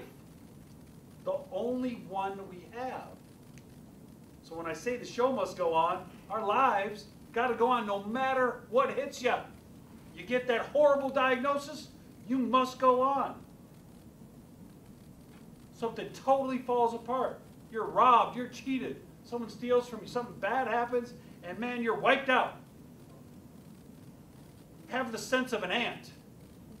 You ever kick an anthill? They spread out all over. Come back the next day, it's back. They'll cry about it. Oh, that was our house. That was our hill. They just go right back to building it. What are they going to do anyway? We just got to go back to building it. Shouldn't we have the sense of an ant? Yes. Wow. I don't know where I came up with that, but it's... That's why we start with the end and work backwards. Because when the tough stuff comes, and let me tell you, it's coming. I believe, and this is just my belief system, that when you set out to do bigger things that are going to help millions of people, more adversity is going to hit you. Adversity doesn't need to mess with you when you're nobody doing nothing big. You're no threat to anything. But when you go set out to do something great, bring it on. It's going to be massive adversity. You really need to be ready for it to come. When you start setting big goals that are going to help other people's lives forever, you're going to get nailed with adversity. So you got to really be locked in to what you really want and you need to be and what you got to do. Midterm goals, look, so we had 75, we're going to go back to 60. So I just asked, where do I need to be at age 60 to be on track for that at age 75? So you could take it right to left or left to right. You see more hours are heading that way towards business, family. I still got a lot of stuff here going on with the charities, which is going to be my ultimate crescendo of a legacy. But here at age 60, I want to have my family office up and running. Attorneys, if you don't know what a family office is, really wealthy people, they have an attorney, but you're their only client. Imagine an attorney, you're their only client. You have a real estate investor, you're their only client. You have a CPA firm, you're their only client. You got about a 5, 6, 7 person office, and you or 1 or 2 other, 9-figure families or billionaire families, that's it. You're their only, so their job is to increase your net worth and protect your assets. That's a family office. When I learned that, I knew I had to have one. I learned about that about 10 years ago. I'm like, I need to change my goals. I didn't even know that existed. I didn't even know it existed. I met an attorney. I'm like, wow, what firm you with? He goes, no, I worked at a family office. I'm like, what? Like a office in someone's house? What? And he explained this whole thing to me. I'm like, I need one of those. But you got to have a certain net worth to be able to afford one of those. If an attorney makes $500,000 a year, you got to be able to pay that salary for one person just to deal with you. You understand? So, age 60, just to get on the measurable ones, 300 million net worth. If I'm at 300 million at 60, at 75, 15 years later, let's say I'm still investing a little more aggressively. At 10%, money doubles every 7.2 years. So 300 million in 7 years at 67 should be about 6. And 7 more years later at 74 it should be 1.2 billion at 10%. You might say, well, can you get 10% on all that? I don't know. But I'll tell you this, if my income is 16 million jamming into that for 15 more years, on top of investing, making some mistakes, taking advantage of some opportunities, being sharp, being on my game, having people looking after my stuff nonstop, not just me, I think I can pull it off. So now my goal is not $1 billion or $2 billion. By 60, I got to be at 300 million. And then I'm on track. You see how I'm backwards engineering this? Some business goals. I'll be attending all board meetings of companies, consulting a little bit, and I'll be writing a few books. Devon, business philosophy, there'll be a few books. I don't want to do too many. I'm not a writer. I'm probably going to need a ghostwriter. I just throw out the ideas and thoughts, and they make it sound good in a readable fashion. Personal development, go figure, be in excellent health. I want to master a few subject matters. I want to master religion, politics, and influence. When you're dealing in underdeveloped countries, you've got some, talk about red tape. I mean, sometimes they're being ran by the religious leaders. Sometimes they're being ran by the military leaders. Sometimes they're being ran by the political leaders. Sometimes they're being ran by some other big corporation in a developed country is really pulling the strings of that little country. So you got to know what you're doing to be able to get in there, build a child prosperity center, and adopt out a bunch of kids that are going to go back, hopefully, and liberate that country. That's the other part of the story I didn't tell you, but I just did. Anyway. Focus and get on my spiritual walk, travel the world. At 60, I'm going to master Tai Chi and yoga. I'm going to be really spiritually balanced and flexible.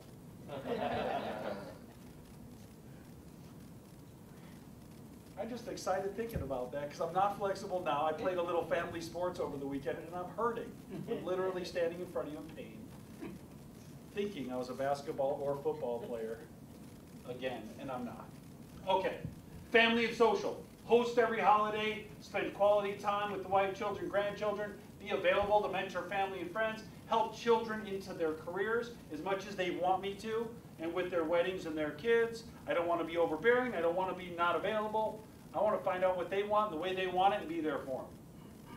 Some parents are just way too much in their kids' business. Some are not to be found. It's a conversation, everybody. How do you want it? How do you? And every kid's different. I know that I needed a big house so I can host all the holidays. I want everyone there. As long as I can. At least we got room for them. What's really cool is when you have lots of friends and family come over and you have bedrooms for them all and plenty of space for all the kids. It's a beautiful thing.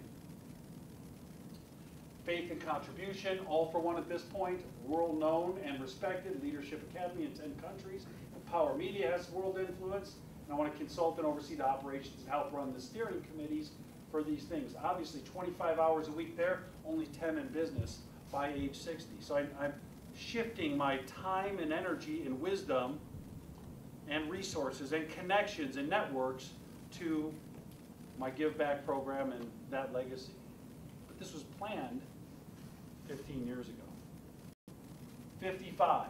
So I want you to start deciding at least your categories. You don't need to be writing all these down. This is going to take you weeks. But I want you to start planning these out. Does this make sense, everybody? Start writing down. If you're, how old are you, Devon? 21. 21. My goodness. So, like, you got 100 years left. Yeah.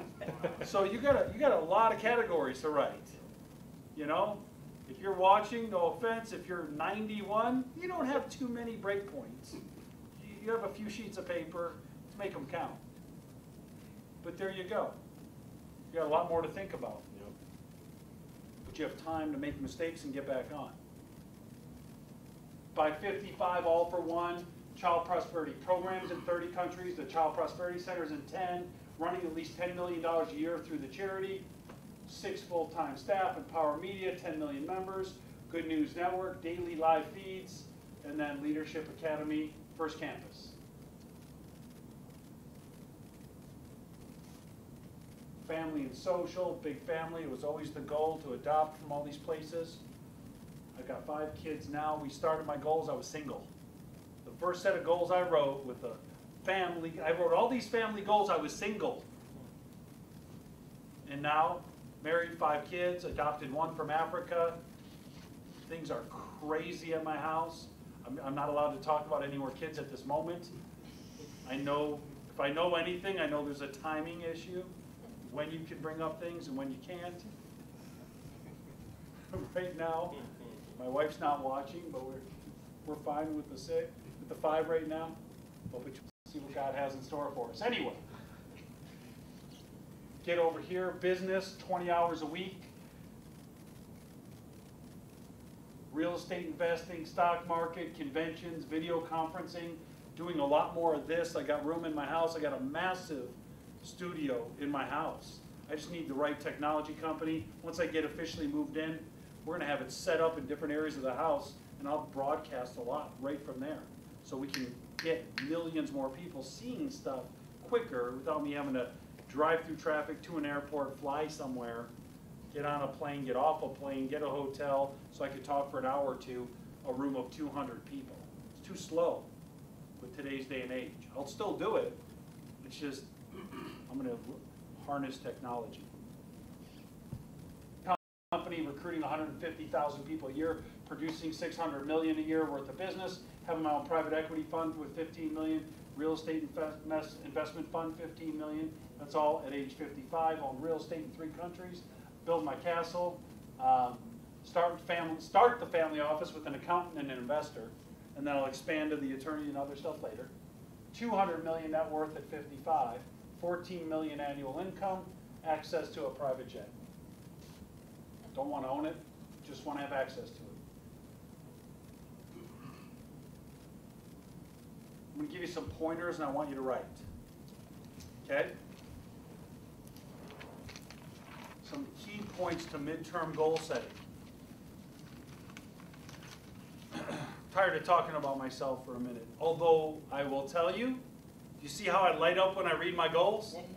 Why do I light up when I read my goals? Man, that's going to be a great life.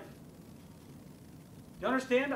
At this stage, and I read my goals all the time, I still get excited. Alvin, every time I read them, that's how I know they're the right goals. I enjoy reading them more than any other book, more than any other newspaper.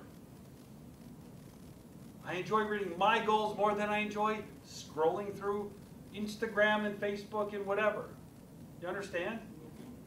Your goals should light you up. If your goals light you up, they're the right goals. If it's a task to read them, you just don't have the right goals. Nothing's wrong. You just need to pick ones that you more.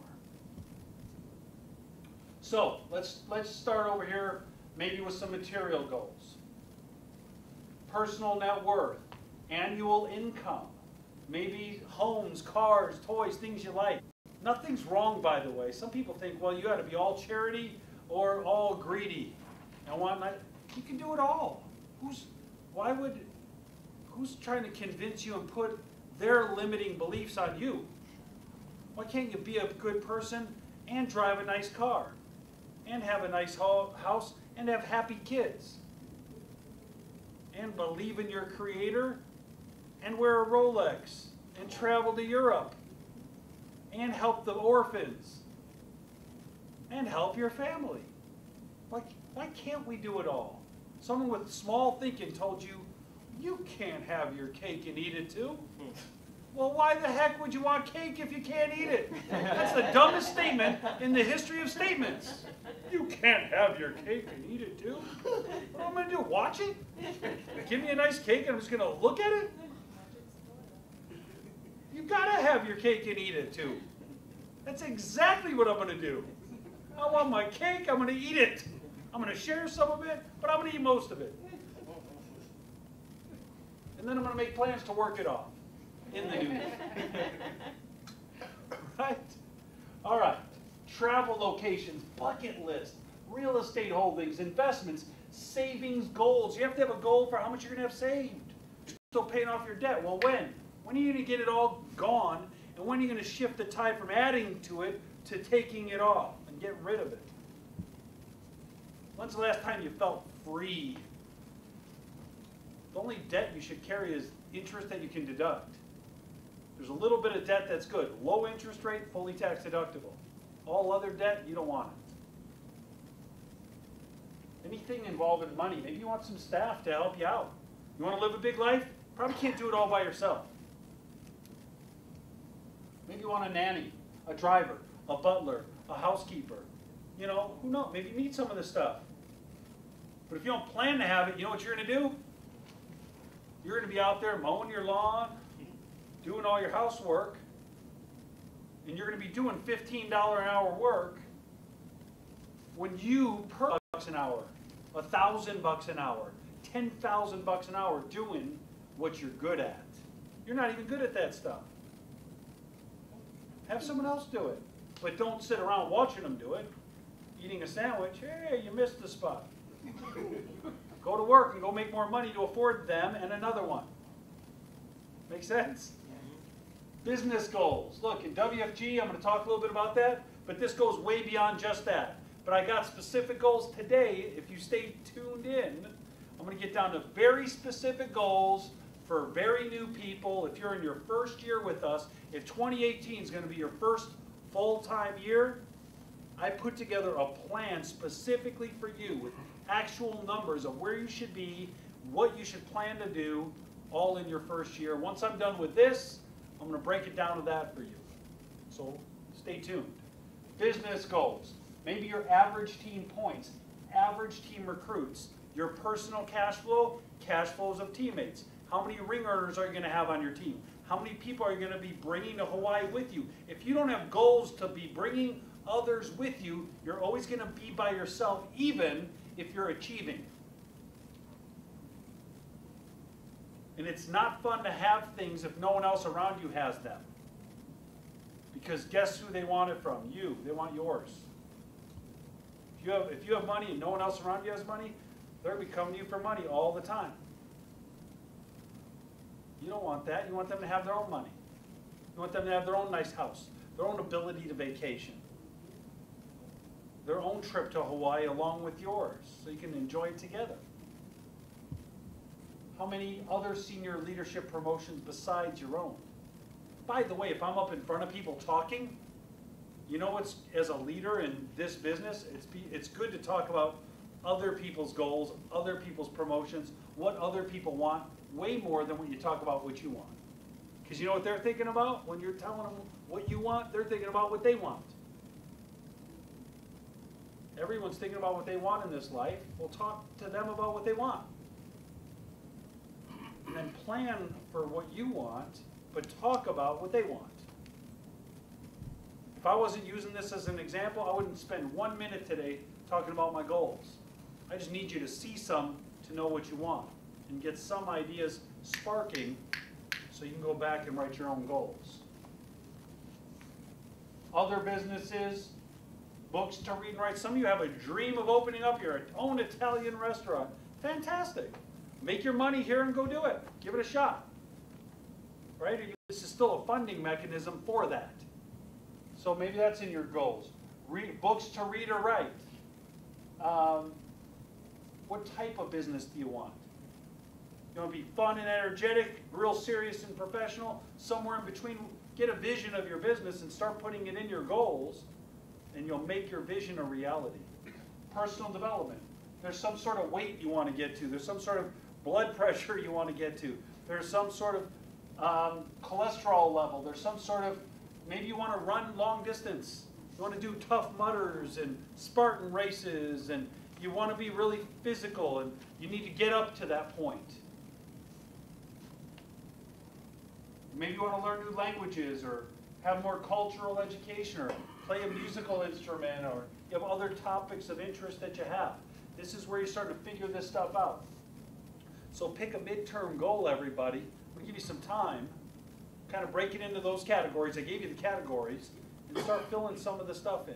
Just write, and write. Family and social, marriage, children. How many do you want? You know, there's a science to having children. Some people don't think about children until they actually have one. Just saying, you might want a little planning. You might want to discuss it. Some people, if they're going to get married, you think, when I was young and single, I said, I want 10 kids, 5 my own, I want to adopt from all over the world, that had to become a discussion when I got serious in relationships. Yeah, I know you really like your personal time and you don't want to have kids, but you kind of want to have 10. Hope that's not a problem. You understand? Whatever you want is what you want. But you got to have that conversation. How are you going to raise your kids? You might want to discuss that. Private school, public school. We just moved. We had to make that big decision because all of our kids had to switch schools. Like right now. We moved Friday. And so starting at the end of this break, they all go to different schools. That's not fun. Private or public? We couldn't afford private, but my wife and I both went to public. And we're in an area with really good public schools, so we're going public. We could afford the expensive ones, but I don't know. We'll see. Maybe I'll switch. I don't know. Maybe we'll homeschool. I won't homeschool. My wife won't. We'll hire a homeschooler. We like Little House on the Prairie. Everyone will go out to the backyard schoolhouse. Candace will come over and teach our kids. I don't know, but we're ready. And we talk about it time so that we don't have to talk about it so much in a panic mode after the fact. Ways to help family. Are you modeling your family and relationships? Do you know anyone who has great relationships with their spouse? A great marriage? Do you know anybody that has wonderful kids? What are they doing? What are they doing differently than the ones whose kids just seem to have lots of issues? I'll bet you it comes down to some things going on in the household. But you got to ask. You got to ask, hey, your kids seem awesome. What do you do? How do you raise them? What do you say when they do this? There's some people who have a lot. Why go through the same ditches if they can avoid it or help you avoid it with yours? In family life, just like you do in business, just like you do in investing, just like you do in working out. You got to find out how to do it by someone who's doing it great. And then instruction, but if you do, you can accomplish great things. Faith and contrast difference. What's your cause? Right? I had this cause to save children in underdeveloped countries. Now I have 2 autistic kids. Maybe I want to get on the autism bandwagon and try to figure it out. Figure out those puzzle pieces and be part of that. And that could be my domestic cause. Something different, totally different than the charity. Maybe you got a cause that you want to be part of. Figure it out, though. Figure out something that you're passionate about, because if it's going to take time and money and energy, if you're not passionate about it, you're not going to do it. You will not follow through. That's the dead giveaway, whether someone's actually really passionate about something, is where do they spend their time, money, and energy. That'll tell you the truth, not their words, what they do. Donations. You want to give money, you want to give time, you want to be a volunteer. What kind of charitable causes? How much church do you want in your life? If you want to be at church all the time, do you want to be at church a little bit, small groups, big groups? You don't want to go to church? I don't, whatever. Figure it out. That'd be a good thing to decide. And then live on. But it's got to make you happy. So I'm going to stop there, let you do some writing. Let everyone get up. If you're out there, this has been 2 hours. We're at the 2-hour mark. We've been talking a lot. Deep thinking. You're probably ready for another big piece of ham, big cake, some more cookies. I don't know. You got to wait till we're done. Stand up, shake it up, everybody. I'm not going to make you jump up and down today, although I should. It'll get your blood flowing. But we're going to take a little bit of a break, let you look at this and get some ideas, and write. Discuss with your neighbors. Stop a little bit. Talk about some of your goals. Let's make this a little bit of a workshop, and when we come back, we'll get into the last hour or two and wrap this thing up for you and get you ready for 2018. Thank you for tuning in. When you say midterm goal, Music, do you have some music, Maestro, too? You can play in the background as we're wrapping this up. That was on a certain slide where they were looking for pointers. are you thinking like 10 years out, or are you thinking like the Right now, we're kind of at the midterm. right? I was at, what was I at the last one, 50 something, 55? Or 47, so I'm only 8 years out there. But that used to be a midterm goal, now it's short. Right. So for you, how old are you? My 30 yesterday. Happy birthday, all right. So look, yours should probably be 40, 45.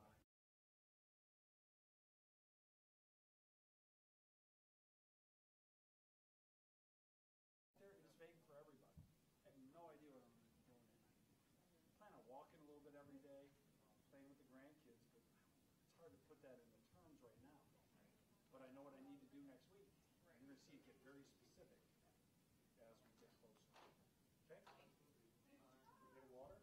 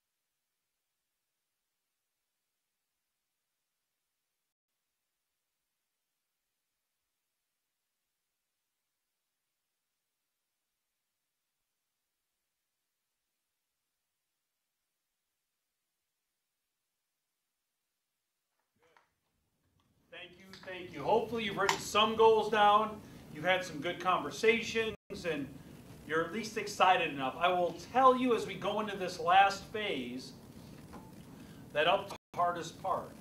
It's the shifting of the thinking, the Albert Einstein. If you want things to change, you got to change your thinking. And that whole first 2 hours was to frame your thinking. I would be a fool to expect you, for first-timers out there, to have written down your eulogy and your 90 goals and your 75. That was a long time in the making and a lot of modifications over time. Now we're going to get down to short-term goals. And I want you to start looking at how specific they get, and this is all going to tie in and make a lot more sense to you, especially those of you who haven't been big goal setters in your life. This is when it's going to get a lot more measurable and a lot more real. These are my short-term goals. It's not next year, it's not 2018. If you look at the top, remember my birthday's in October. So age 48, I'll still be 48 1 month before I'm 49, so it gives me 2 more years. Next year and most of the following year, specific things start to get, and watch how the hours roll back this way, more hours in the work. Let's start with the material goals. I'm not going to get too much into it, but I'll show you a little bit about how the backward engineering continues to work. Finish my 8-bedroom villa in Costa Rica. It's being built right now on the beach, Liberia. Leadership retreat for you. If you're going to be a top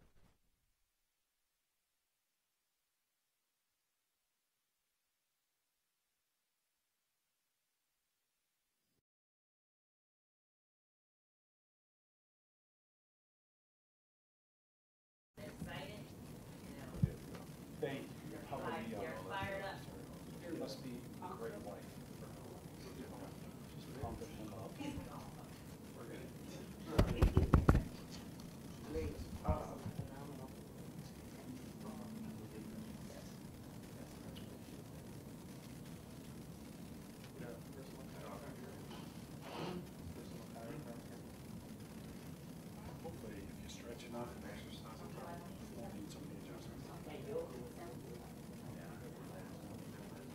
Remember, I really exercise one.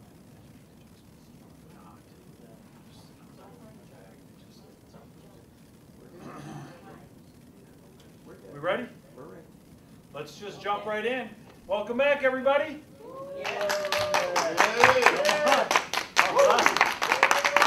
Thank you. We back? Confirmation? All right, so I guess we left off somewhere around here.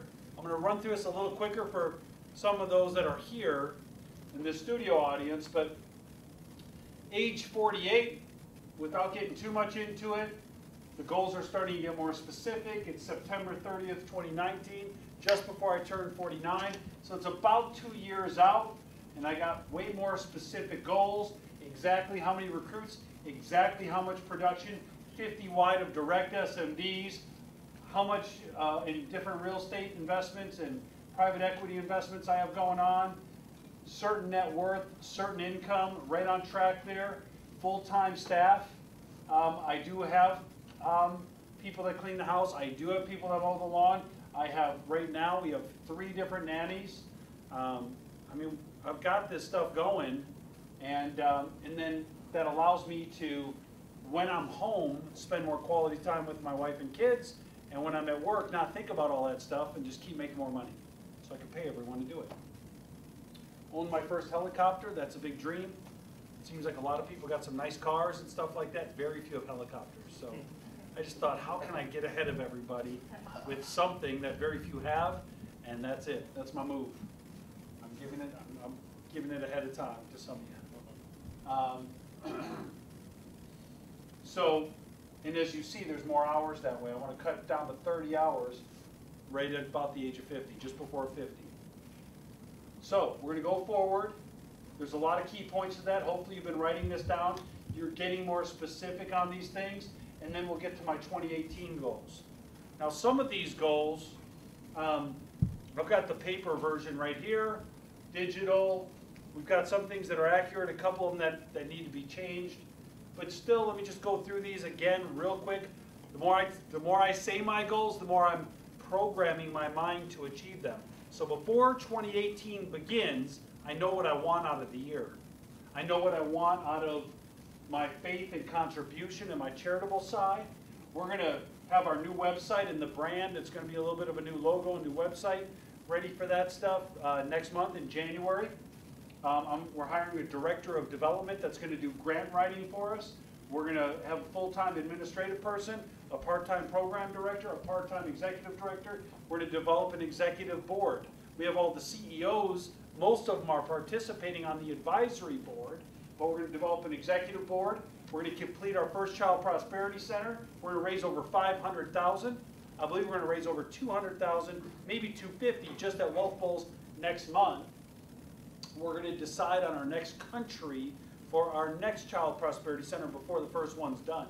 That's how confident we are. We're going to start building in a different place by the end of 2018. We're going to build a large volunteer base. I want thousands. And then Empower Media, full website with social media backing behind it. We're going to take 4 quarterly honeymoons, my wife and I, just to get her away from the kids for a long weekend, once a quarter. 4 weeks in the summer for a family vacation, 1 week spring break, 2 weeks in the winter.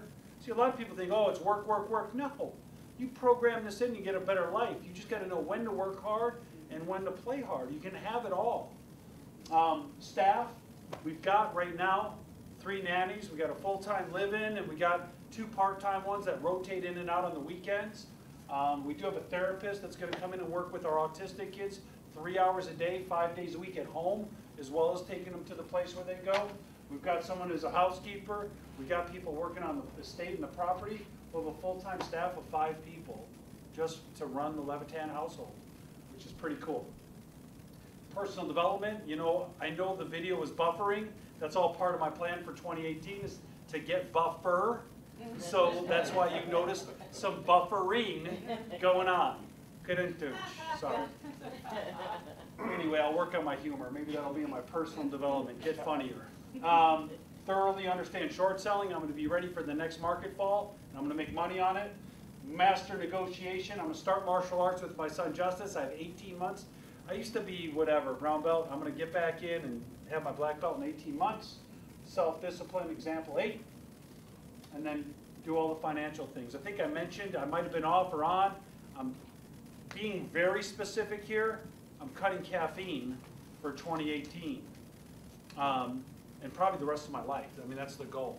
I think I'm addicted to caffeine. I gotta have a couple cups of coffee to get going in the morning. I get a couple in the afternoon. Every once in a while, I'll do like a Red Bull or something, and I don't think that's good for me. And I think I'm a little bit dependent on it. So I'm gonna kick it completely starting January 1. So I might have a couple more coffees this week and say goodbye to it, because I think long-term health-wise, I'm gonna have plenty of natural energy if I'm working out every day and exercising. So I won't need so much of that. Specific business goals. Some of these need to be updated. I think I mentioned this earlier, but I'll mention it just again. We have 20 Wealth Bowls, separate location, kickoff meetings in our organization this year, and I believe we'll have at least 12,000 people attending Wealth Bowls this kickoff season, including December and January. So this number's wrong, it's 12,000, and then convention, we're gonna have 20,000. So we're literally filling our first arena this year. After all these years, we're gonna literally, the MGM Grand, Thomas and Mack Center, T-Mobile Arena, full of just our organization. So I like that. The other teams can find their own venues, but we're getting there. Board direct SMDs, super base accountability system, 60,000 recruits and 130 million net profit, pushed out to our field force and all of our licensed people. Specific investments, specific net worth, WFG income $6 million, no problem. I think that's very doable this year.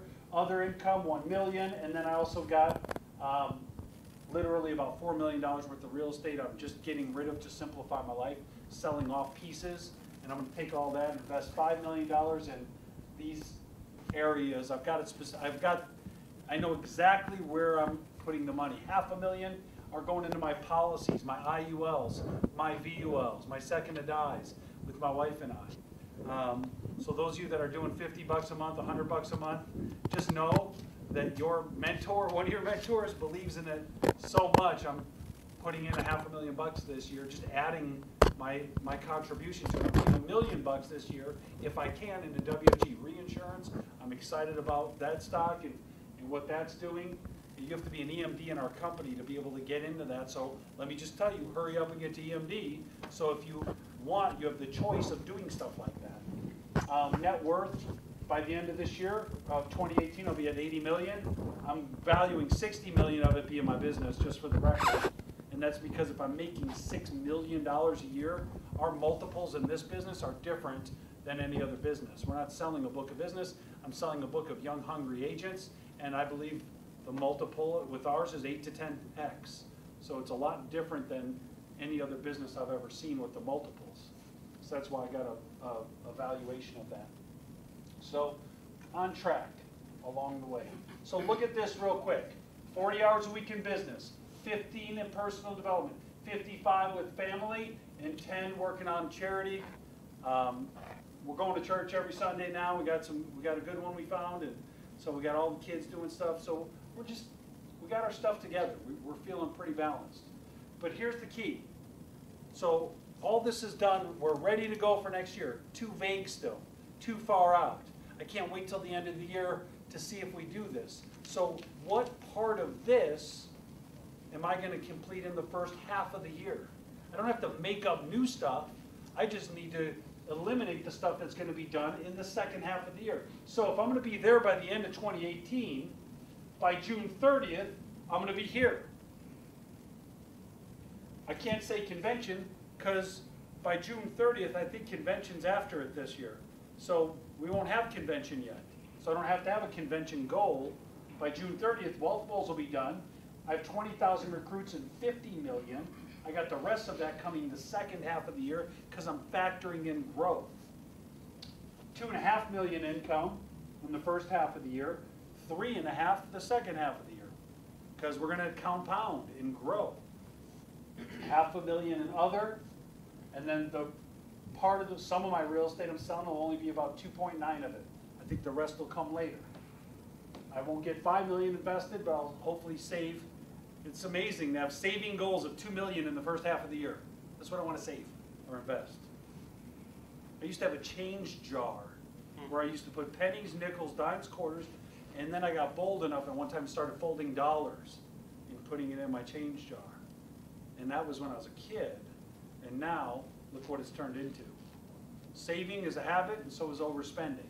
So I've always had a savings habit, it just changes. There's a lot more zeros behind it now. I got goals at my house, what I want to get done in the first half of the year. Build the wine cellar, build the bar, build the bunker, build the sauna. What that's going to take. There's like a yacht club on Lake Lanier you could join for $500 a month, and then whenever you feel like, you just go out there and jump on a big yacht and go boating. That seems easier than buying one. So that's what I'm going to do this year, and then probably upgrade my car.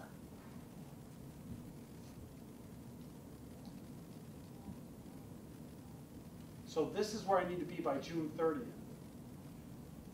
Raise 250 of 500,000. That means the second half of the year, raise another 250. First half of the year, 250. So I'm starting to break this stuff down, and it's becoming bite sizes. Take a look at this.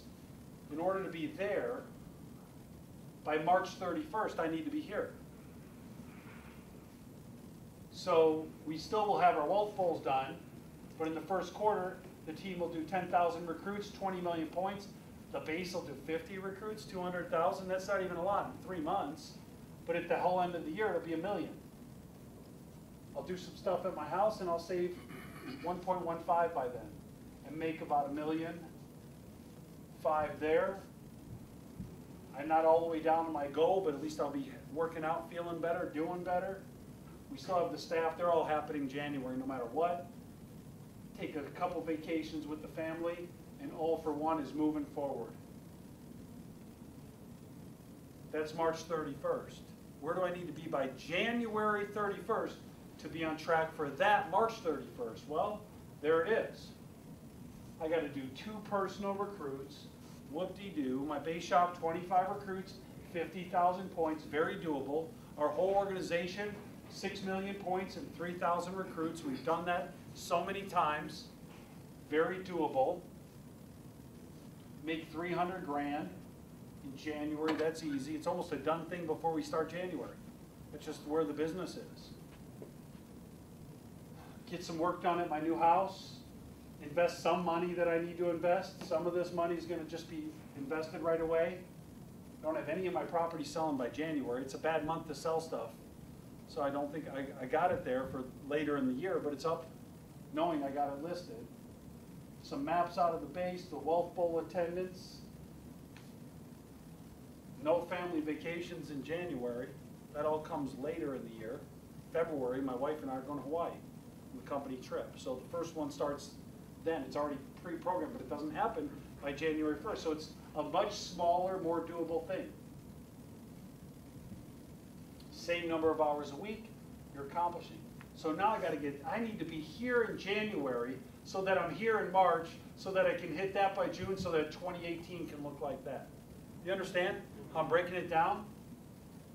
And then what you actually do, which we'll talk about in a minute, is you break these goals down into the 4 specific weeks. First week of January, second week of January, third week of January. You might be, Jeff, this is boring. Accomplishing all this stuff isn't boring. Having happy kids and making a difference in the world, that's not boring. The process might be a little boring, but the content is so rich.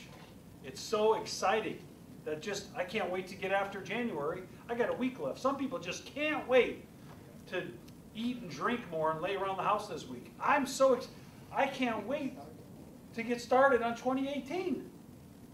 I'm just super excited about it because these are my goals, and these, if I do this, maybe I'll be where I want to be when I'm 48 going on 49.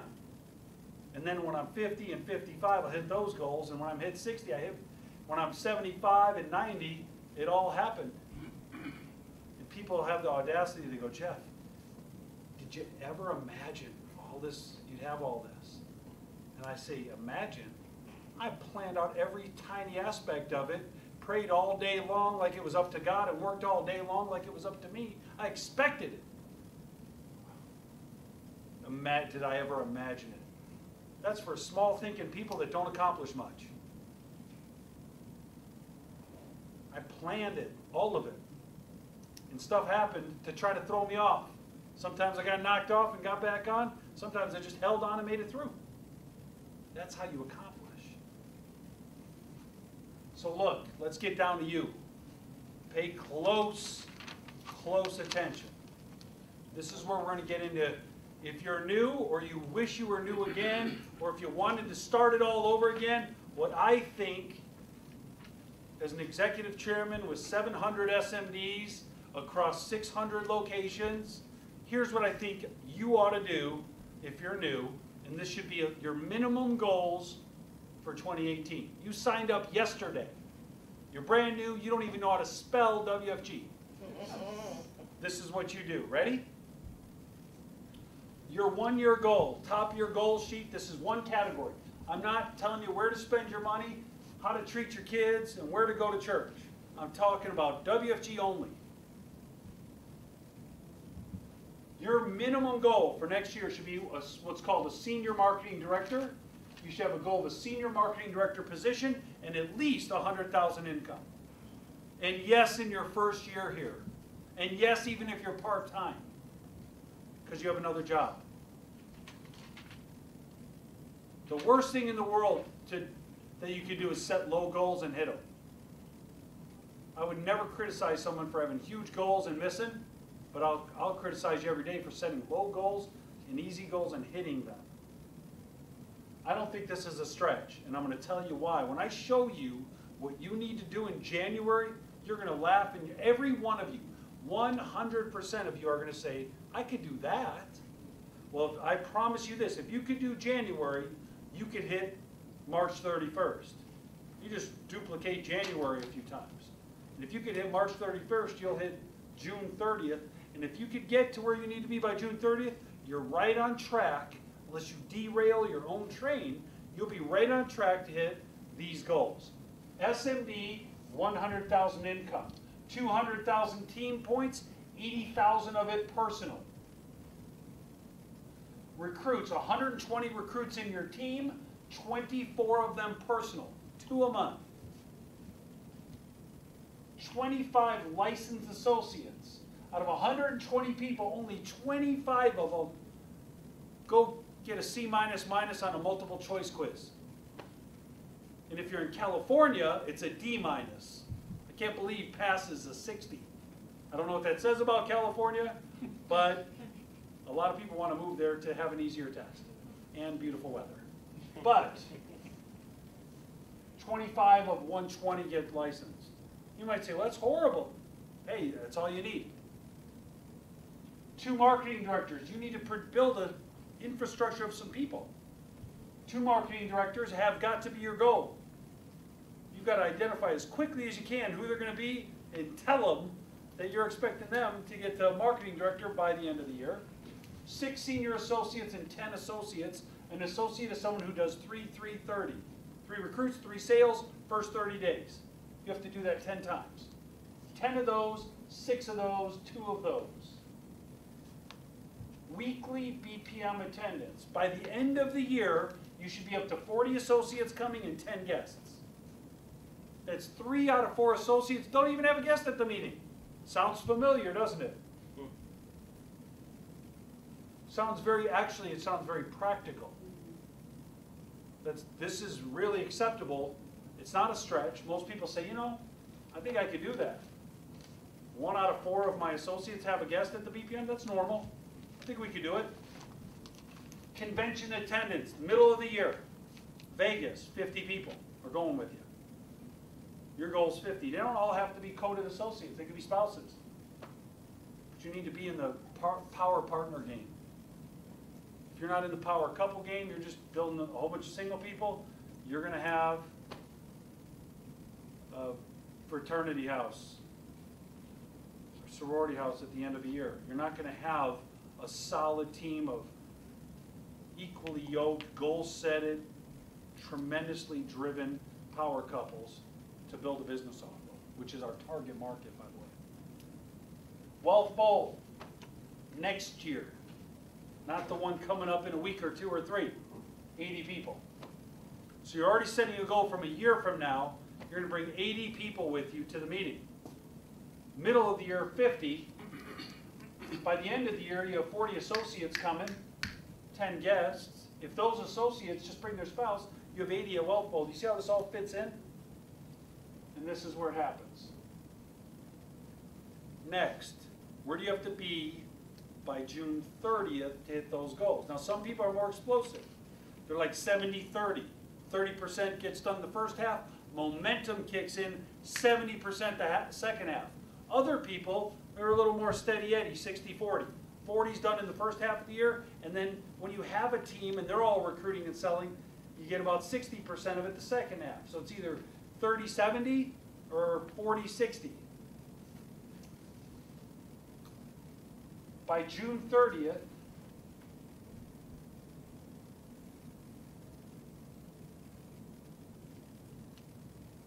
you should be at 40,000 income. You're going to get your 100,000 ring. Your team should have done 80,000 points. You do 30 of them personal. 50 team recruits by then. 12 of them personal, which is 2 a month still. Your personal is steady. Your team starts to compound. Does it make sense? You control what you control. 30,000 is about 5,000 a month. 10 licensed associates by this time. You might say, well, how do I hit SMD? You build the team first. You can't get blood from a rock. You can't get water from a dry well. You can't get points and energy and stuff from a team you don't have. That's why the team building comes first. 10 licensed associates out of 50. It's not hard to do. 20%. 4 senior associates get produced and 6 people do their 3-3-30. Your attendance halfway through the year is 15 associates and 5 guests on your average meeting. That's not a lot. You have 6 months to get there. Where do you have to be then by March 31st to be there by June 30th? Ready? It's going to sound too easy. By March 31st, you need to have made 10 grand. To make 100 grand next year, by March 31st, your first 3 full months, all you need to make is 10 grand. 30,000 team points, 12,000 personal, 20 team recruits, 6 of them personal, 4 people licensed by March 31st, 1 senior associate and 4 associates in your whole team. Your attendance, your big team attendance, newbie, 3 months in, 6 people coming to the meeting and 2 guests. So you're not rolling in by yourself anymore. March 31st comes around, you plus your 5, and you got 2 guests out of all 6 of you. 6 associates, 2 guests. You're right on track. Congratulations, you're on track to being $100,000 earning SMD if you're there by March. I want you to read and look at your goal by the end of the year once a week, but every day I want you to read this one. So what do you have to do by January 31st? Here's what you need to do starting next week, everybody. Okay? If you're watching this and you're a new associate and you're taking me up on this challenge, you have a whole month to do this. You have, by the way, the next few days to rev up. Then launch. By January 31st, you need to do 3-3-30 yourself, 3 personal recruits, 3 sales need to be done. If you're not even licensed yet, that's fine. Let your licensed field trainer or SMD make the sales. You'll get the promotion and a 40% raise. Do your 3-3-30, become a qualified associate. Get your life and health license. Try to do it like the first week if you can. So you can get a sale, at least 1 or 2 sales in by the end of the month. Make yourself $2,000 bucks. If you don't make any money in January, and you have to make 10 by March, you're going to have to squeeze in 4 and 6 the next 2 months. It's easier to get 2 of it out of the way in January. $2,000 bucks is not hard to make in this business. You get a couple sales even at a low contract, and you're making $2 grand. one associate also 3-3-30. So out of your 3 recruits that you get in your 3 sales, one of those people, you got to help them get their 3-3-30. 3 personal recruits, we know that. 6 team recruits, that's because your other person got their 3-3-30. So in your first month, 3 recruits, 6 team recruits. You've been out in the field on 5 to 10 appointments where someone's written some business, so you get a chance to see how we do it and how easy it is, frankly. And you, even though you recruited 3 and one of those people recruited 3, you have 2 guests on average at a meeting and 1 guest. How many of you, forget about your 100,000 ring in SMB, how many of you know you could do that? By the way, not at January 1, by the January 31st, you got that kind of game going. If you could do this in January, you could be an SMD making 6 figures by the end of the year. And I've seen it happen many, many, many times. What I also seen happen is many people are confused. They don't really know what to do getting out of the gate. They come to several meetings, they see it, it's exciting, but they can't quite figure out what to do. And they don't know how to get this thing building. You just saw it. Don't worry about December 31st. Worry about January 31st. You do this, get all these things checked off your list, then you got to plan out February, which is pretty much a duplication of this, plus a little, and you're right on track for March. You hit March 31st goals, man, you're a quarter of the way home. Weekly goals. What's that? You want to see June again? Okay. January 31st, March 31st, June 30th.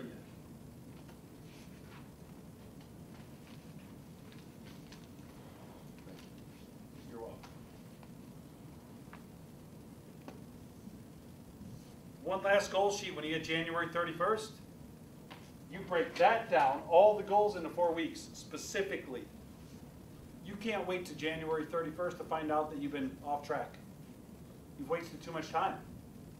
You've wasted a whole month to figure out, boy, I'm not doing it. I'm not getting it done. So if you go back and you look at, you need 3 recruits, well, which weeks are they going to be in? Are you going to get 1 here, 1 there, and not get 1 there? Are you going out of town this first week, so you go 1, 1, 1? You're getting very specific. When are you going to take your test? If you don't have it scheduled here, you better get it scheduled there. If you wait till here, you're not going to make the $2,000 because you aren't going to be able to turn it in time. So you got to try to get it here. And you start breaking it down into exactly which weeks you're going to get stuff accomplished. Then you don't go more than 1 week without acknowledging if you're falling behind. And it's specific, and you can do it with each and every category.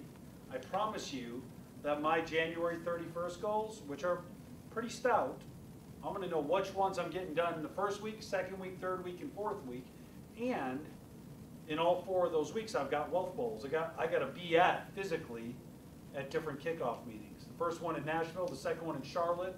I got to be one with Eric Olson's team in like Monterey, and one with Shin's team in San Diego at the end of the month. So I got all the weekends gone.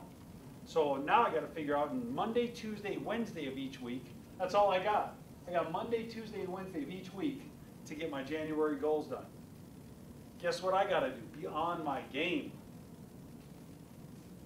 I can't go get drunk on New Year's Eve and be hungover half of January 1st and crawl out of bed at 2.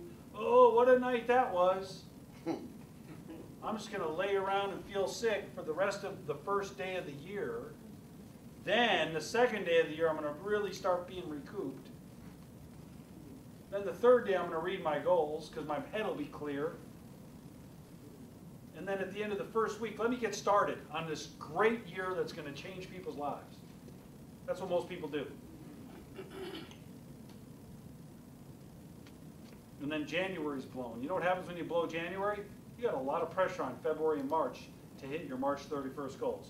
You've just, yourself, no one else to blame, put way too much pressure on February.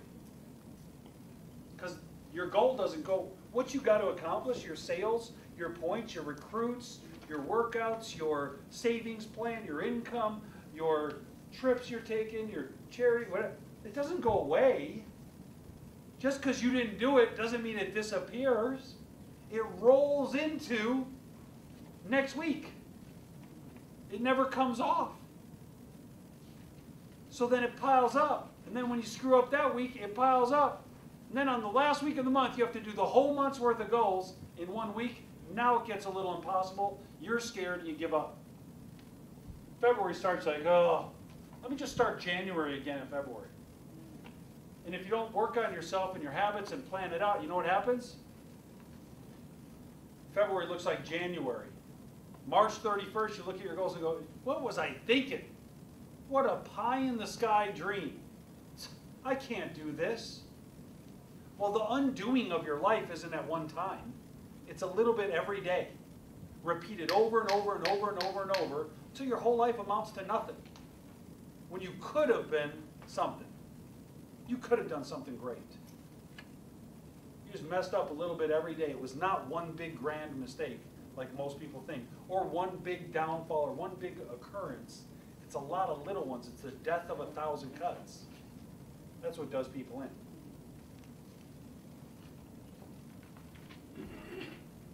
Your goals. Whatever your goals are, you need to help with another one of your senses. You've got your written goal, you read them out loud, you need some visualization. Whatever your goals are, whether it's a castle, wonderful trips, cool cars, a great body, a boat, whatever, a happy family, whatever your goals are, you need to get some pictures of what it would look like exactly.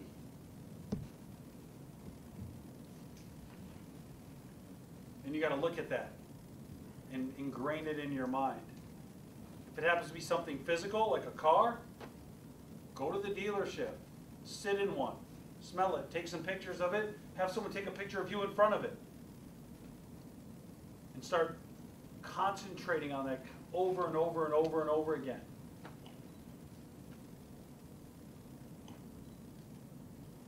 And then you start reinforcing it, the vision board or whatever it is, you should carry those pictures around. I carried pictures around for 10 years. It's so interesting.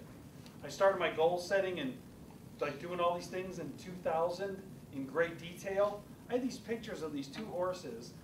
I don't even know why in my goals. I just knew horses were cool and this and that. 2007, I moved down here. I bought a piece of property, and the guy left his stallion, which is a male horse, on the property. He moved out and just left it. And then I'm like, well, I should get it a girlfriend. So I bought a female horse, a mare, and they had a baby. And I kid you not, I was going through my goal session the next year, and the horses that I've been walking around and carrying pictures of for 7 years looked exactly like the horses that were out on my property. Because I don't know why, but that just happened that way. And I didn't have any intention of buying horses. The power of visualization is real, it's serious, and you ought to do it. The value of time. Let's start looking at this and breaking it down. How much time is wasted? Well, you figure it out. How many hours of television do you watch? Even with good programming, bad programming, whatever it is, that's your life you've traded to be entertained visually. True or false? It just is. And I'm not condemning it. I like some programs. You know, I'm a little bit of a Game of Thrones nut, whatever. Can't wait for the next season. I like going to the Star Wars movie when it comes out. There's stuff. I just like it, whatever. I want to enjoy my life too. But some people trade a good portion of their life for entertainment. A good portion of it. Which is fine if you're totally accomplished, fulfilled, and you have all your life together, have at it. But if your life's not doing good in a lot of areas, and you decide to entertain yourself anyway,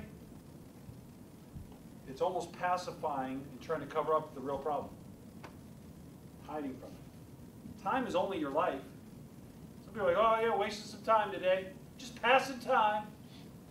Time equals your life. So if you're wasting time, just translate it to this. You're wasting your life. Just wasting a little life today. Takes it a lot more serious, doesn't it? It's all in the math. You know, if you sleep one less hour a day, 7 days a week, 52 weeks a year, you pick up an extra 365 awake hours to do things. I don't know how many hours you sleep. I'm just giving you some math here. One less hour a night, and you pick up 365 awake hours. Not just hours, like hours you're awake to do stuff. If you normally sleep, the average person sleeps 8 hours and is awake 16, well, 365 divided by 16 is you get about 22 more days. You just picked up 22 days in your year by sleeping 1 hour less a night.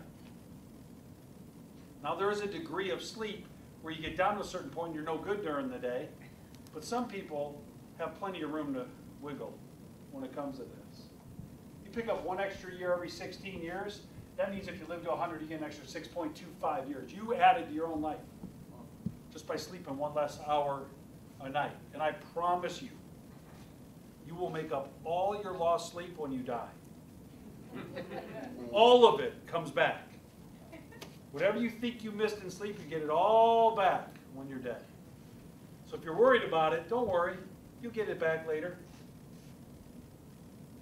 You want to max out your life? You need every extra hour you can get. Realize the value of a year? Ask someone who failed a grade how important 1 year is. To realize the value of a month, ask a mother who gave birth to a premature baby how much 1 extra month in the development process matters. To realize the value of a week, ask the editor of a weekly newspaper, some weekly publication. Their whole career goes from week to week to week to week. Realize the value of an hour, ask 2 people in love that are waiting to meet each other and see each other. At the airport, at the bus stop, whatever, they're just waiting to, they're massive love. Realize the value of a minute, ask someone who missed the train. You ever take public transportation, you're 1 minute late and it's gone? It's leaving when you get there? You can't help but replay your whole morning from the time the alarm went off to that moment where you could have picked up a minute and made it. 1 minute. Realize the value of a second, ask someone who just avoided an accident how important 1 second could be. You ever on the highway, you look up and everyone's stopped and you go, you do one of these and you're on the shoulder? Like you miss their bumper by this or someone misses you by this? You're like that close to possibly a fatal accident. 1 second. Realize the value of a millisecond. Ask the person who won a silver medal in the Olympics instead of the gold. You ever see in the Winter Olympics are coming? They got the downhill skiers and all these things. And one hits this score and the other one misses like 0.001 second. And they're, how do you even train for 0.001?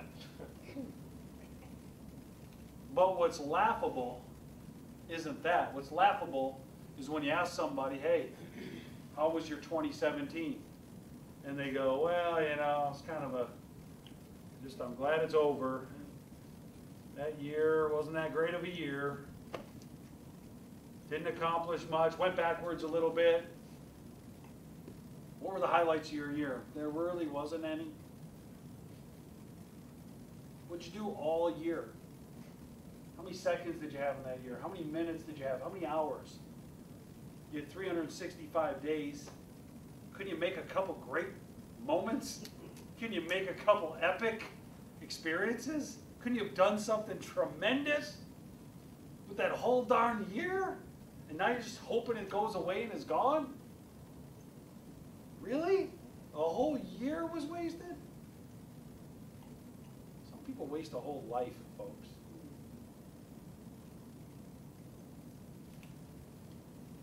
I got my 2017 goals here.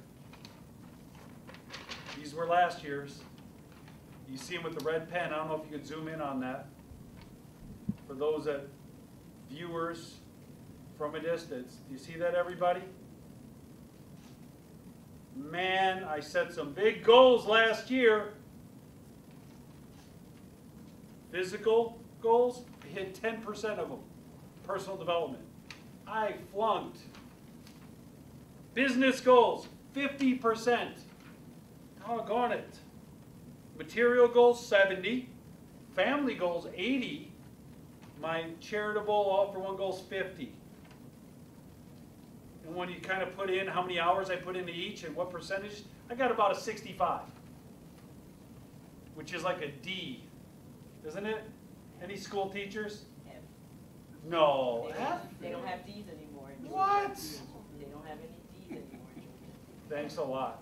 Sorry. Not everyone watching is in Georgia, and I'm from Chicago, so that's a D. D, okay.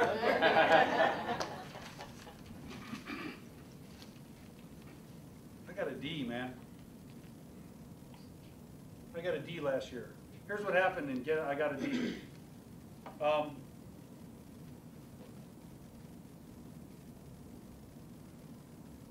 We raised about $250,000 for charity. We built the first floor of an orphanage in a third world country. I adopted a little boy who's an orphan, 4-year-old boy David from Africa, brought him home to add to the family. We took a lot of great vacations. My wife and I went to Fiji and Australia, Hawaii. Took a month off in the summer, went to California, let the kids see New Orleans, Texas. We went all over the place. They got to see the world in the back of a cool Sprinter van, watching movies, rolling out, eating fast food at truck stops along the way, going to the beach, going to the park in California.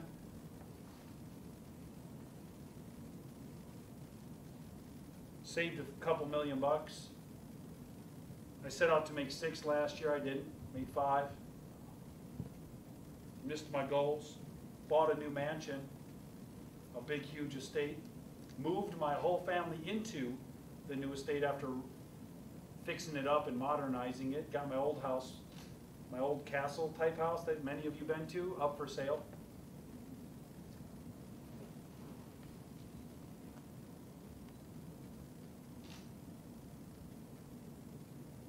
Hired a bunch of people. Had to let go of some of them.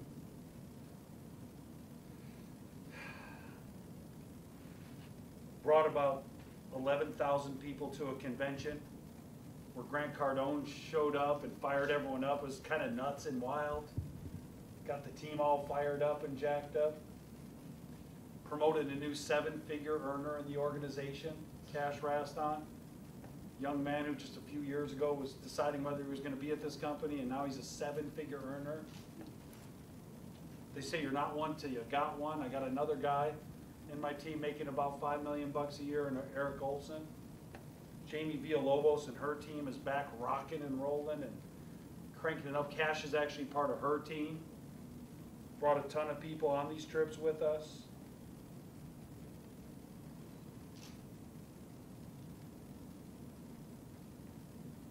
And I still got a D-. Thank God I set out to do a lot. So I'm very accomplished for the year, yet not at all content. Still want more. Every part of it was towards my ultimate goal. A lot of this rolls into this year now. Doesn't go away, right? There was a really good year in the market, so the money I do have saved and invested did good. All of you out there, your IULs capped out at their 15 this year. Congratulations. It wasn't 0.75.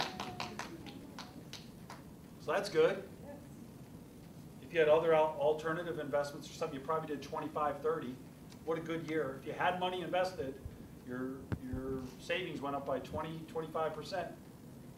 And you just got to enjoy a good, really great market. man, it's a great year.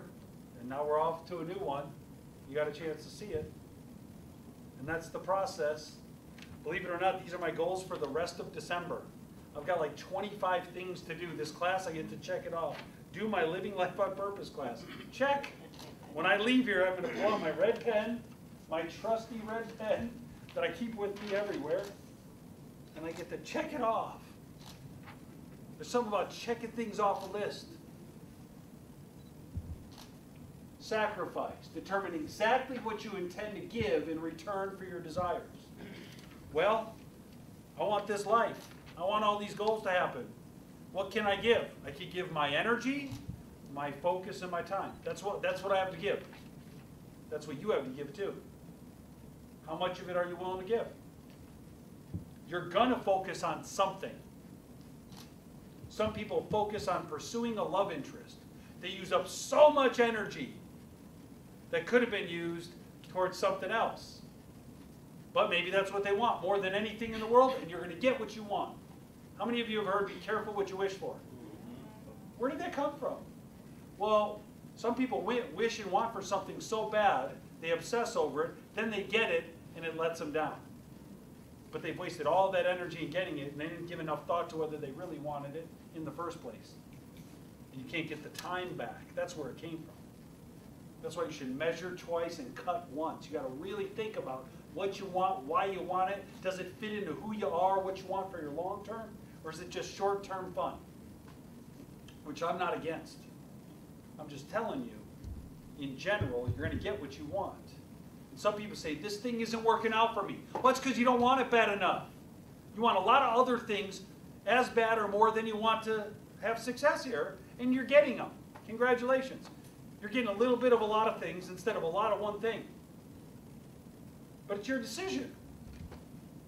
Jeff, I really want to lay around the house all day, and I want to be a millionaire from starting at broke. Well, good luck with that. That's not how it works. But if you can figure out a way to do it, good luck. But I got a plan where if you don't mind working, it's work worth doing, and you can have whatever you want. But you got to plan it out. It isn't going to happen accidentally. So this is funny because it's from here forward. I'm going after $7 million of income this year, 6 from WFG, $1 million just from other stuff, not including $4 million worth of real estate sales. That's besides the point. But I'm only planning on working 40 hours a week. You do the math on how much that is per week, per hour. It's a nice hourly wage. My whole goal is to be making $20 million a year working 10 hours a week. That's going to be really awesome. People are going to look at me then and meet me then and go, how do you do it? How'd you do it? You don't even work and you make millions of dollars. How do you make $1 million or $2 million a month and you don't even work? All you do is come to the beach and jog around a little bit and do yoga.